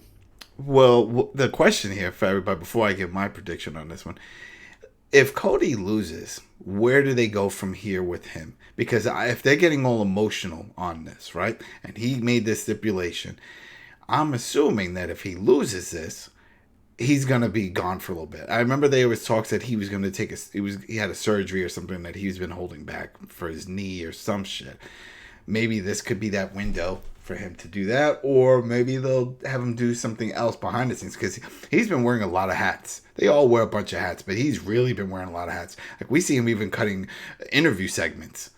You know, have you watched some of those? He's done those with the MJ. Oh man, yeah, the dude from Long Island. He's done interview segments with him talking about his life, and he was talking about how he was getting bullied as a kid because he was like a fat kid and all these issues he was having. But the point is that he's been doing other things besides wrestling, so it's kind of odd to see him do all these other things and then still put on this hat where I'm the big wrestler and I'm going for the title. But you're also doing interview segments. Are you still going to do interview segments with the title? So I don't know about that. You know what I mean? Like, yeah, that shit ain't going down. I don't think so. All right, so I think Jericho's going to win this. Jericho has to win this. Everything is pointing that he's going to win this. And I think that's the reason why they put this stipulation for Cody, because he probably felt, well, man, we see Jericho super over. He just created a group. He's got all this new merch that's selling. He just did the copyrights for the bubbly and all this stuff. He's flying high right now. So on paper, and if you were to put this down, if this was a real sport, everyone's going to bet that Jericho wins this. So he was probably like, well, I got to put something on me. So that way people can say, well, he has a reason to do this. And then, he gave that emotional promo, the Hollywood style promo. That was great. You know, but then once he had that little stipulation, I was like, oh, now you're guaranteeing it that Jericho's going to win this. So it's going to be real dirty. There's going to be a lot of interference, a lot of near falls, which JR is going to love. And I see everything going with Jericho, and they'll probably do some long segment afterwards. Maybe we see almost like a loser leaves type of situation. I could see Cody getting up, maybe getting emotional, his brother coming down. You know, Brandy comes down. I don't know about the crying, but I know it'll probably be one of those moments where everybody starts chanting, you know, Cody, and they pull that whole thing. You know, we see that a lot at house shows and indie shows. You see that, and I could see that happening here. And maybe he does disappear for a little while and he does some more behind the scenes or making deals and doing the other things. Because the way they describe it online, again, we're not there, we don't know. But they make it seem like he's very much involved whenever it comes to picking up any talent. I mean, we even saw with Punk, when Punk was talking about, well, he sent me a text message, it's unprofessional, blah, blah, blah, whatever. But he still sounded like it was Cody that was reaching out. And the same thing with Mox. It was Cody. Even though Jericho said that it was him and the whole thing, but whatever. The whole point is I think that it's a lot to do with Cody. And if there's a New Japan deal going on, I could see, Cody saying, well, let me go over there. Let me see if I can work out something. Let me come up with some ideas.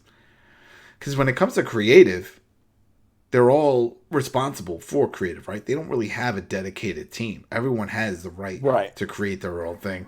And then you just need somebody to try to match all the pieces together to create stories. Like, all right, great. Your character does this, and that. All right, who else do you mesh well with? And how can we create something out of that? And I think that's what's up to at least one of the hats that he wears, the way he describes some of his behind the scenes stuff. So if anything, this gives him more time to do that. And right now Jericho is flying high as a champion and it's working out. So that's why he's retaining. Yeah, so I see him retaining that. All right, so the big one, and right off the bat, because I'm pissed. I'm pissed, and I was really pissed when I heard this, only because the Lights Out. I saw this before when Kenny Omega had that match with Darby Allin. Yeah. No, Joey Janela, Lights Out match, and on AEW Dark, which was an amazing match, fucking amazing match. And when they said right at the beginning that since it's a Lights Out match, and they don't count, It said AEW, those dark matches and stuff that's there do not count toward their win-loss, which is bullshit. Because these matches are still solid matches. They're still on your TV. You're promoting it. This isn't like a cam that somebody filmed and it's like, well, it wasn't televised. You're filming this and you're airing it for the public. We're seeing this on their official YouTube. So that pissed me off. And then saying now with this one, though, since this is not an AEW dark match, but they're saying unsanctioned matches now don't count toward the win-loss. Why? Because it's unsanctioned. See, but that's more BS. That to me, that's like a cop-out for. So it's like, this is pointless when it comes to their standings. And they showed it in the storylines, because Moxley went running into the back room. They did the closed door thing, and you hear him screaming about it. He was like, no, I want an official match. You're not giving me the official match. You know, this whole unsanctioned thing, because we want to see that. I mean, that counts, right? Don't you want to see it? It was like, yeah, you lost to Mox. He beat you. You have one in your loss column because of him. We're not going to see that. This is basically a pointless match then. You know, win or lose, it doesn't matter. They don't even have to continue a feud or anything because it's unsanctioned. This is as if two. Dana, are you hearing this shit? Yeah, this is as if two dudes just walked off the street and said, "Yeah, we're gonna put on this match." You know. Now, there you go. All right. Well, I'll get my prediction. So the point of an unsanctioned match is because you know it's gonna be gory. You know it's gonna be blood. You know it's gonna be fight. Of course. You know, all over that arena. I mean, that's the thing. That's so the it should. You still have a win or loss, right? Somebody still has to get pinned. It's not for one of those like knockout, or if you can't get up for the 10 count. If you still have a ref involved, the ref still symbolizes order. So then this should count as a win-loss. Well, the ref is there to count 3. That's what the ref is. They should just be a knockout. The ref is not there for rope breaks and all that. The ref will be there. I can guarantee this: you won't see a rope break, and the ref will count to 3 unless he doesn't know. So that's the only issue. I think it's going to be an awesome match. I think this match is going to steal the show. I think this will be it. Moxley's going to go crazy. Kenny's going to go crazy. We're going to see a lot of craziness. Maybe we'll see some ridiculous moves like what Kenny Omega did over at Wrestle Kingdom, where he did the flip over the barrier. Remember that time? Into the crowd? Freaking going nuts. Who knows? It's going to be a solid match. I'm not saying it's going to suck. I'm just saying this should count. And that pissed me off when they were like, no, we're not going to count this toward a win-loss. If you start making all these little stipulations of counting things out of it, then you're undermining the whole process. So who are you picking? This is a hardcore match. That's basically what we're saying. You're saying that all hardcore matches aren't going to apply then, if you're going to cut this one out. So who are you picking then? Oh, I'm picking. See, that's a good question. Now this is tricky. This is tricky though. This is tricky because Moxley, he's been on a roll outside of AEW. Yeah, he's won in AEW, but he won a title over in New Japan. He's been wrestling in indie shows. He's kicking ass. He's doing all that stuff. And Kenny Omega hasn't been doing much. I want Kenny Omega to win this. I want Kenny Omega to shine. Like we talked about this a little bit before with the ratings, and the ratings haven't been there, and that the big deciding factor if it turns into pay-per-view sales is going to be from this event. Well, if they got the casuals and the people not familiar with the brand to actually put some money down and to jump on this is the time you want them to see Kenny Omega, the Kenny Omega that we know. And I think we're going to see that, but in order to see that, he needs to win this one. Because those casuals, they know Jon Moxley. They know Dean Ambrose. They don't know this version. He's crazy, but they still know him. You want people to know Kenny Omega. We want him the household name now. And this is his time to shine. He's getting the rub from Moxley on this one. That's the way I see it. So, for me, Kenny Omega wins. This is going to be a bloody, crazy match. And I think it's going to be a clean win. As clean as it can get in an unsanctioned match. But I mean, no interference. You know what I mean? That's it. I just don't think there's going to be anyone running it. We're not going to see Kenny, the Young Bucks running down. And I don't think Moxie is going to all of a sudden have some buddies come out of nowhere. Because right now, he's pretty much running solo, right? I don't think we ever see him mentioning he has any friends in AEW. Absolutely. Okay, let me go real fast, and then we can go to Dana, Dan, and Mike. In my personal opinion, let me comment on this first. The fact that it is a lights out match, I have absolutely no issues with that, because in my opinion, this is going to lead to an official match, because I'm pretty sure they know these guys, it's not just one and done. I mean, this feud has been going on for a while, and obviously the Moxley injury, him not being able to compete for a little bit of time, that sort of delayed this from happening. So I think the intent is to have this be something that continues. It's not going to be done after this match, unless of course they decide, well, we need to hurry up and move Kenny and John Moxley on to some other opponents. But I don't think that's the case. I think you're going to get a very brutal back and forth match between the both of them. And and that's what I'm expecting anyway. And as for who I expect to win, I 100% agree with everything Adam had to say. It's time for Kenny Omega to win. I know that he has an executive role.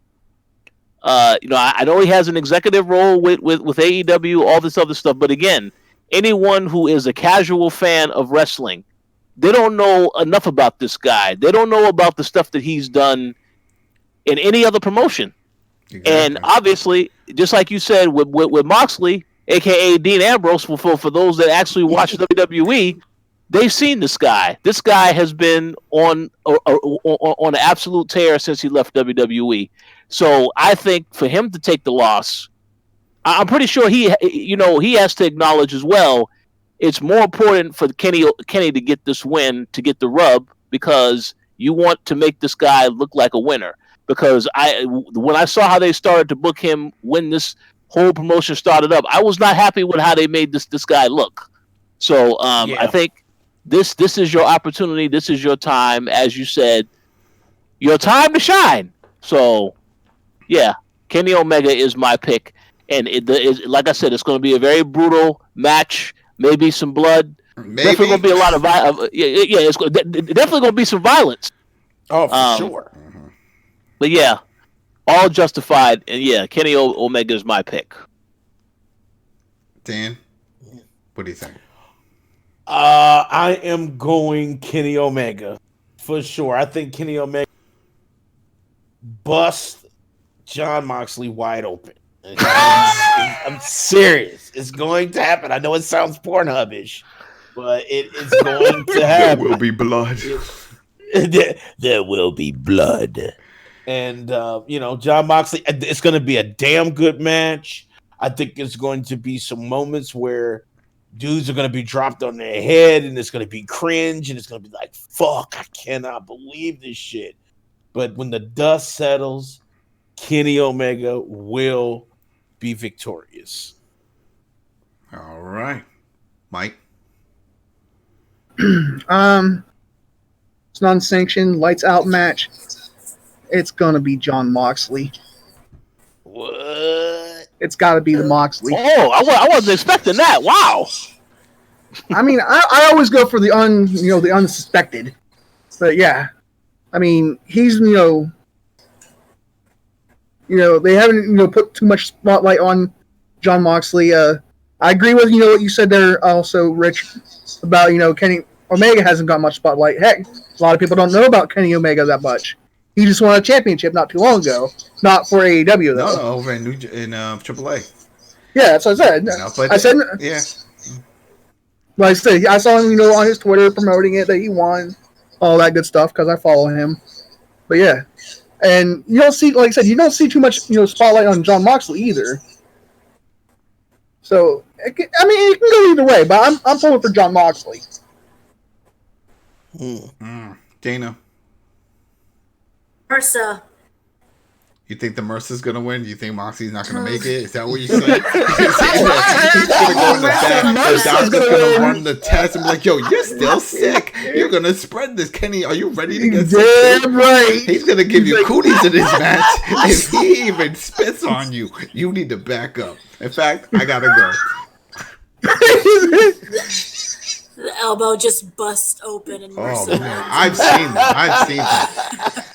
Ugh. staph infections, all that is not pretty.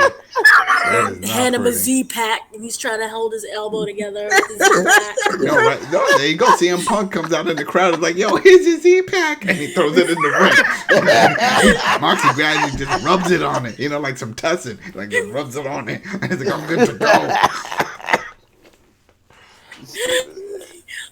But Omega needs to win because every time that they tried to have this match and every time that they seem to feud, it's always been Moxley getting the upper hand. And I know that this was supposed to be the all-out match, and that never came about. And it was so hyped up and built so lovely. So yeah, I want Omega to finally win. Because he deserves to, and it's just been going on for a while now. But this is the one kind of feud that, even though it's been going on for a while, it doesn't really seem to get old now. It hasn't even started. That's the problem. It's been hyped for the longest time, but we haven't seen it. Because, like what Rich is saying, he sees it as leading into a series of matches. So it should. It should. It feels old, and I mean, like you said, we even said it. The fact that it's unsanctioned, it doesn't count. Somebody who loses this is going to be bitching. It's like, well, you know what? I want my match. I want my win. It's like, all right, well then let's have a real match. But then it's going to be tough to top this one.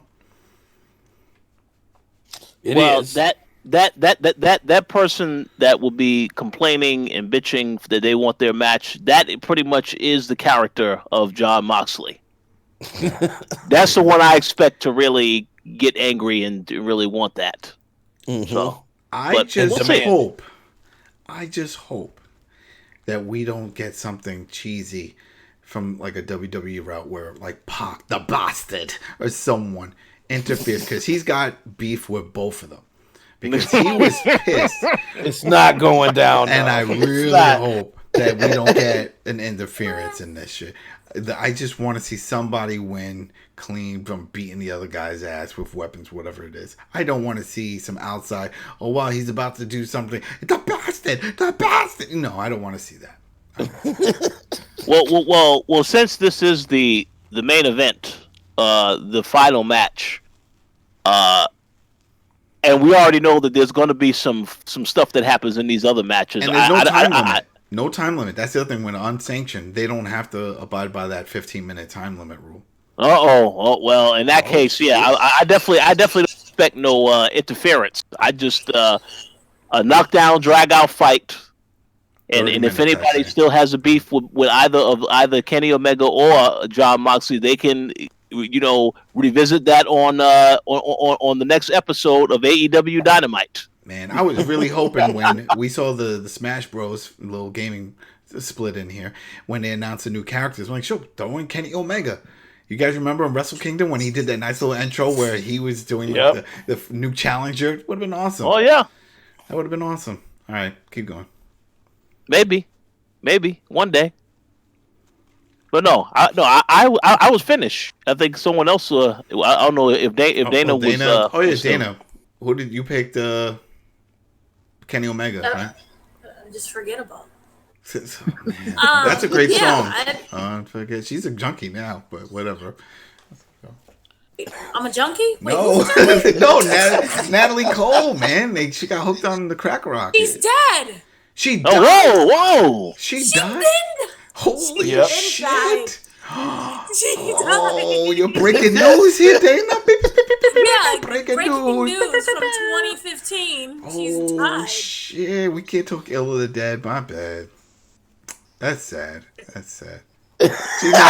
She's not unforgettable to me. She's not unforgettable to me.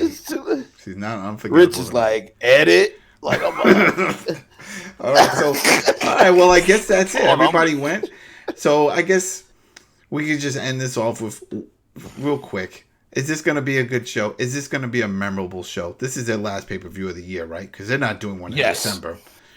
So this is it. Is this going to be the deciding factor? Meaning, a lot of people, at least in the industry, are for pushing this as the deciding factor if Dynamite really made any difference into the audience. Because if it did, you get the high buy rates, then it'll flip over into Dynamite, and we'll start seeing those big, 1 point something million views that they were pulling when they first launched.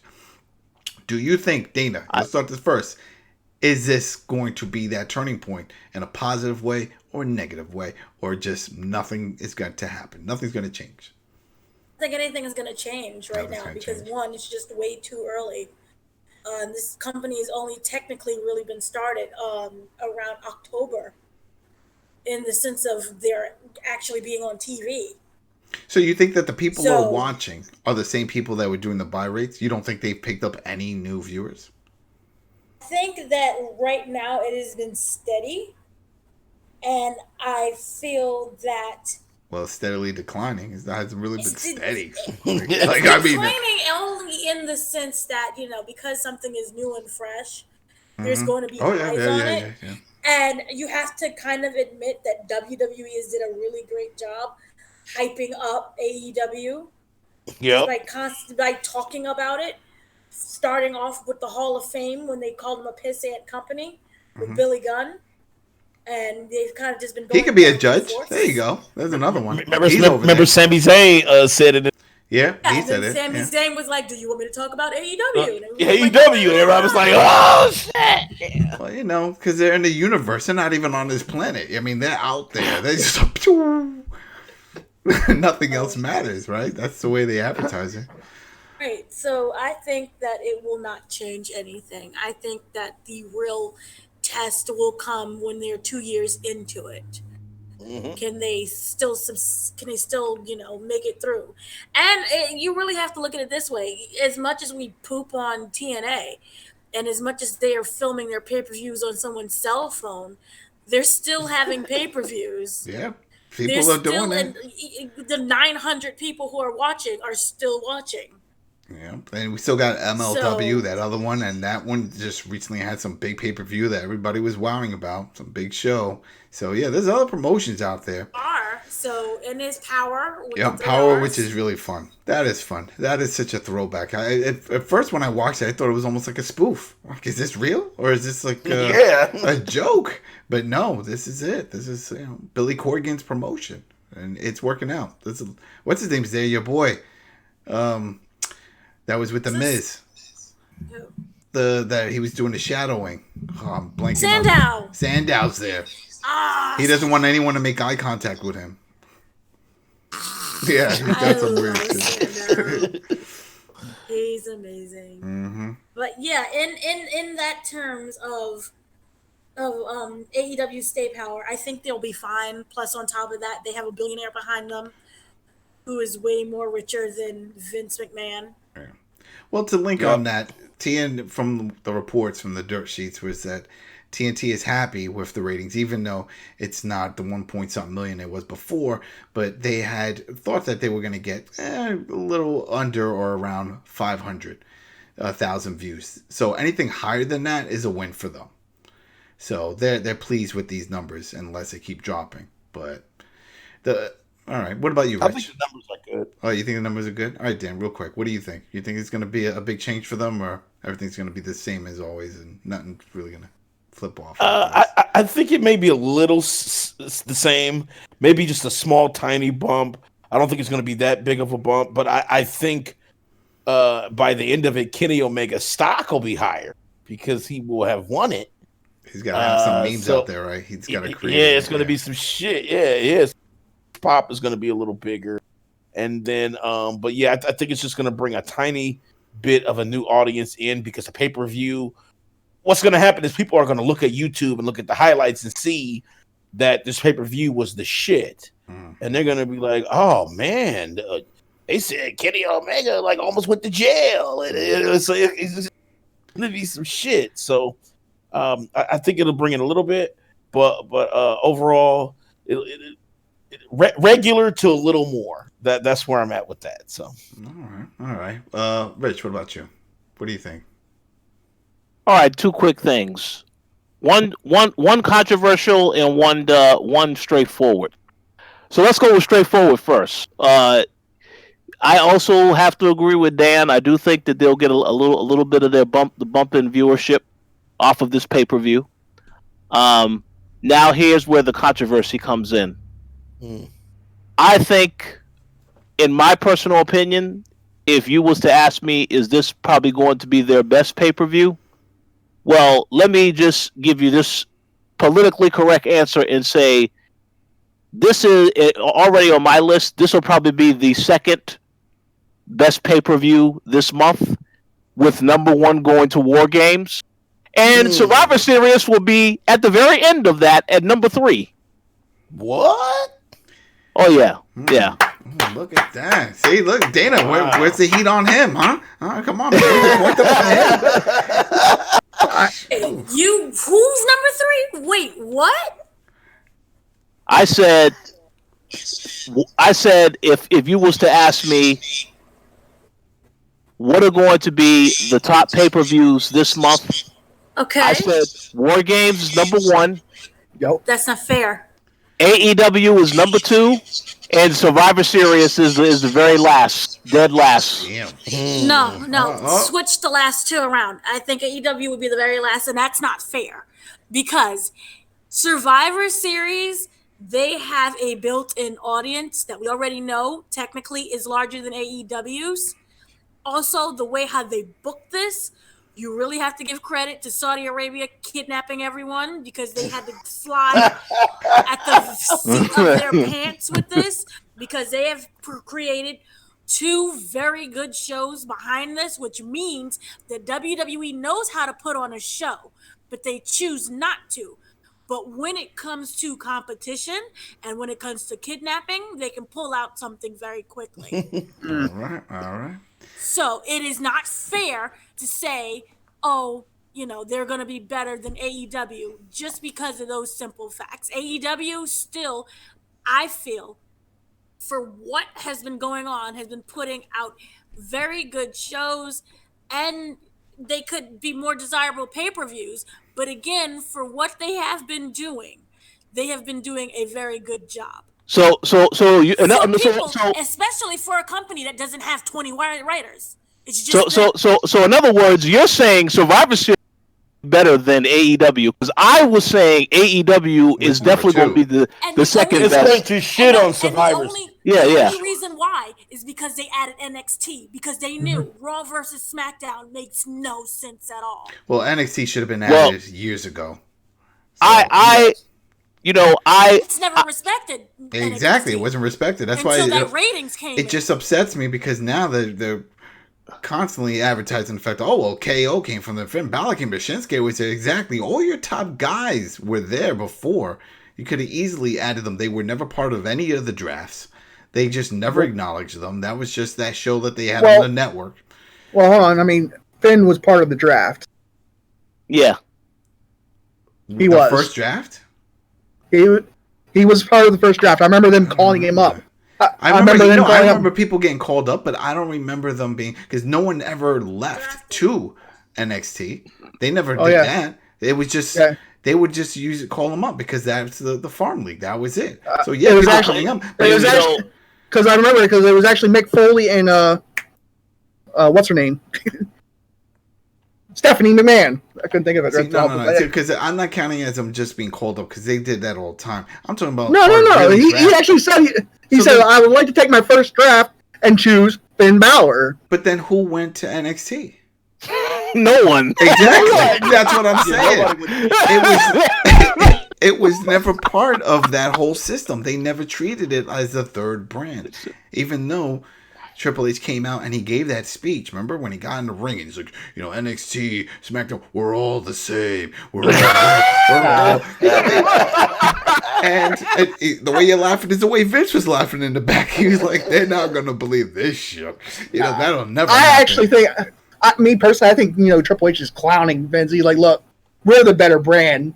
Right now, the best thing that could have... Triple H is like, look, we're the better brand. I don't want to derail it. SmackDown?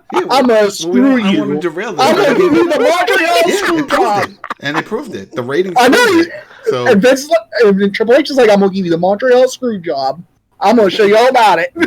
And then when this contract expires, and then Fox is like, hey, can we switch SmackDown for NXT? Can we work out? We made a mistake. We don't want this brand. We want that other one. We like those colors, the Michigan colors.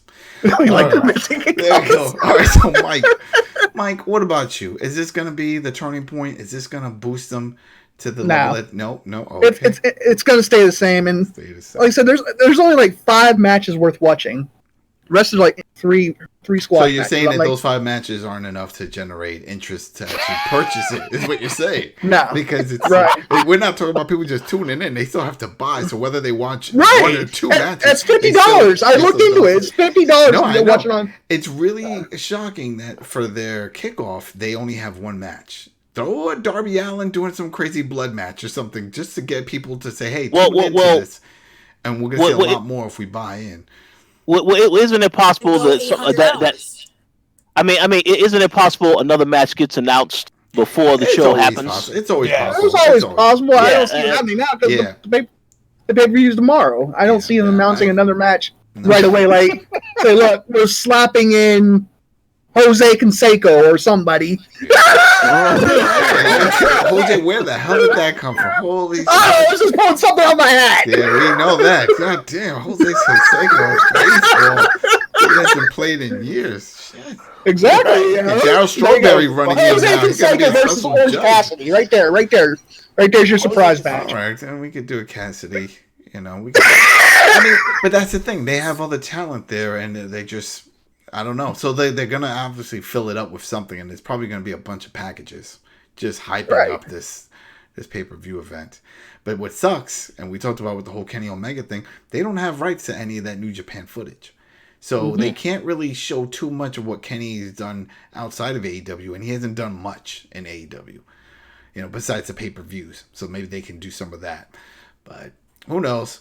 So either way, I think it'll probably be a solid show. I don't think it's going to make a big dent either. But it's no. The only reason why, and I would have said differently if it wasn't that we keep seeing the decline in the viewership, which again is no fault to them. Still a quality product. I think that it was just.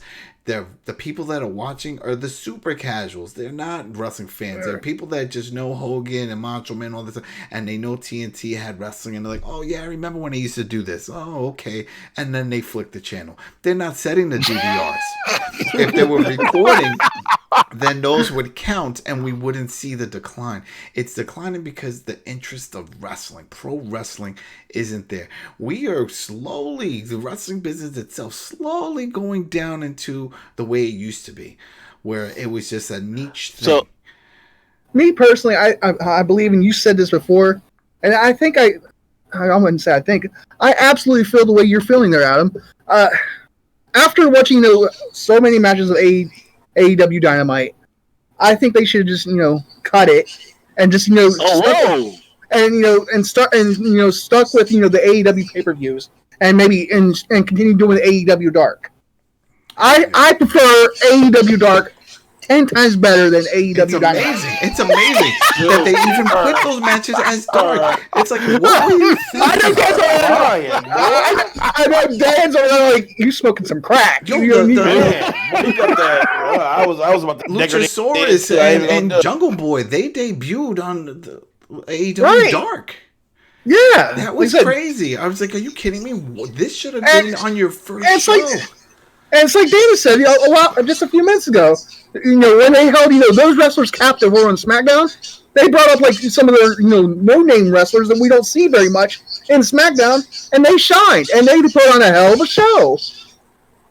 I don't want to see like all these big name people all the time. Yeah. And I want to see.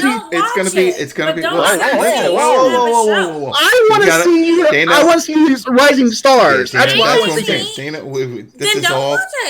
We're trying to give positive criticism because exactly. I want to see the rising stars. You literally told them to stop having their main show so that you can watch an internet show. How exactly is that positive? Exactly. Yeah, that is positive. Hey, you gotta give a little negative. You're so pretty. Can you wear this mask all day? You gotta give a little. You gotta give a little negative, Rich. Preserve your beauty. Wear this mask. Am I not right, Rich? Am I not right, Rich? You gotta get a little negative. You gotta get a little negative to get a little positive. That's that Midwest crack that you're smoking. See, Rich right behind you. He goes, "Oh yeah." The boss is spoken. There are certainly going to be a lot of opinions on this particular topic, but So I mean, we'll see. But let me just say something really fast based on what you said, Adam, about the declining viewership. Do you believe that if there were actually more stars in professional wrestling, and when I mean stars, I mean people like The Rock, people like Stone Cold Steve Austin, then do you think people will watch? Of course. But the downfall with that is that do we want those people watching? Because then that also waters down the product. We saw that when Impact decided to pick up all the old timers. The numbers went up, but the quality of the shows went down because we weren't seeing those matches. Those guys could not perform on the level that we were seeing with the X Division. So then it just ruined it. So yes, star power helps. I'm sure the whole thing with AJ showing up on NXT helped in a way. But I don't think that was the main deciding factor for those numbers jumping. Well, just so I'm clarifying the statement, I don't mean actually bringing back The Rock or Austin. I'm saying if WWE and of now AEW, if they are actually building talent, because there are a ton of talented people in WWE that are very underutilized. Oh yeah. They actually build the talent that could help the ratings. Oh, of course. But just like what we've seen with the talent that did grow, you mentioned The Rock and even with Steve Austin, these guys did it themselves. They went off script and said, you know what? F this. This is who I am. This is what I'm saying. I don't give a shit at this point. And people picked up on that realism and that trueness and said, you know what? I'm sticking with you. And that's what we need to see here. And that's why years ago when Vince made that comment, they need to grab the brass ring. Are you basically saying go off script and just do shit for themselves? Because from the way they describe it, if they even say one word off script, they get chewed up in the back. So how are they supposed to show their true talent? Like, I can do a sick promo if you let me. Yeah, but say this shit we wrote for you. You know what I mean? And so then if they do say it, then there's that fear of getting fired. Or, and that's what we heard. Remember, Cesaro was very open with that. He was like, you want me to grab the brass ring, but whenever I come with ideas, it gets shot down. I have to read whatever was written for me. And that's it. And at the time, they were the only game in town, at least when it comes to big paychecks. So everybody just sucks it up and does it. Now that's not the case, which is great. Competition is great in any industry. So hopefully some people do say, you know what, F this. This is what I want to do. I'm going to go say it. I want to do this. And let's see if Vince lets them do that. We know Triple H is letting people do that. That's why we see a lot of wrestlers coming in with their gimmicks. That's why we're seeing with Matt Riddle still doing the bro thing from the indies. I'm not a fan of that, but it works, and people seem to love it, and he let them do it. He didn't change that. So it's one thing to come in with your name. It's another thing to come in with your entire indie gimmick. And he let them do it. And it's over and it works. So maybe if Vince says, you know what, let's see this. How about this for a month? Just try for a month. Even I say a month because then you always have a pay-per-view at the end and let it all add up to that. Let everybody come up with their own shit. Just for a little bit. Off script. Just say whatever you got to say in your promos that think it'll work out for your character. You got an idea for a new character. Why not? Shoot the shit. Let's see what happens. If they do something like that, some stars will shine. People will connect because that's all it really comes down to is that connection. Because with The Rock was amazing with his comebacks. You need to shut up and pour yourself a nice tall glass of shut up juice. Shit like that. He was amazing. And so people tuned in just to hear him speak. I could care less who he was wrestling. I just wanted the bickering back and forth. So we'll have to see. But I think that's it for. Sounds good. So there goes that, everybody. That was our predictions for Full Gear, AEW, plus a bunch of other whatever's going on in the wrestling biz and our views, because that's the shit. There's a lot going on. We didn't even touch on all the other stuff. I mean, eventually we should all just sit down and agree to watch. There's not many episodes of Power, and then just jump on that, because Power is bringing. I mean, damn. They announced that the characters are going to be in that new Retromania game. They're already getting a video game even before AEW. Yep. So it's interesting to see that they're going through that old approach. That we're all older. We've remember seeing NWA and other promotions with that studio style of wrestling, but for the younger audience, they're probably clueless with all this. They only know big budget, big stadiums. So they're probably like, is this a scripted TV show? Like, I mean, what is this real, or is this just so? Yeah, maybe we'll talk about that. That was fun. But everybody, thanks for watching. Thanks for tuning in.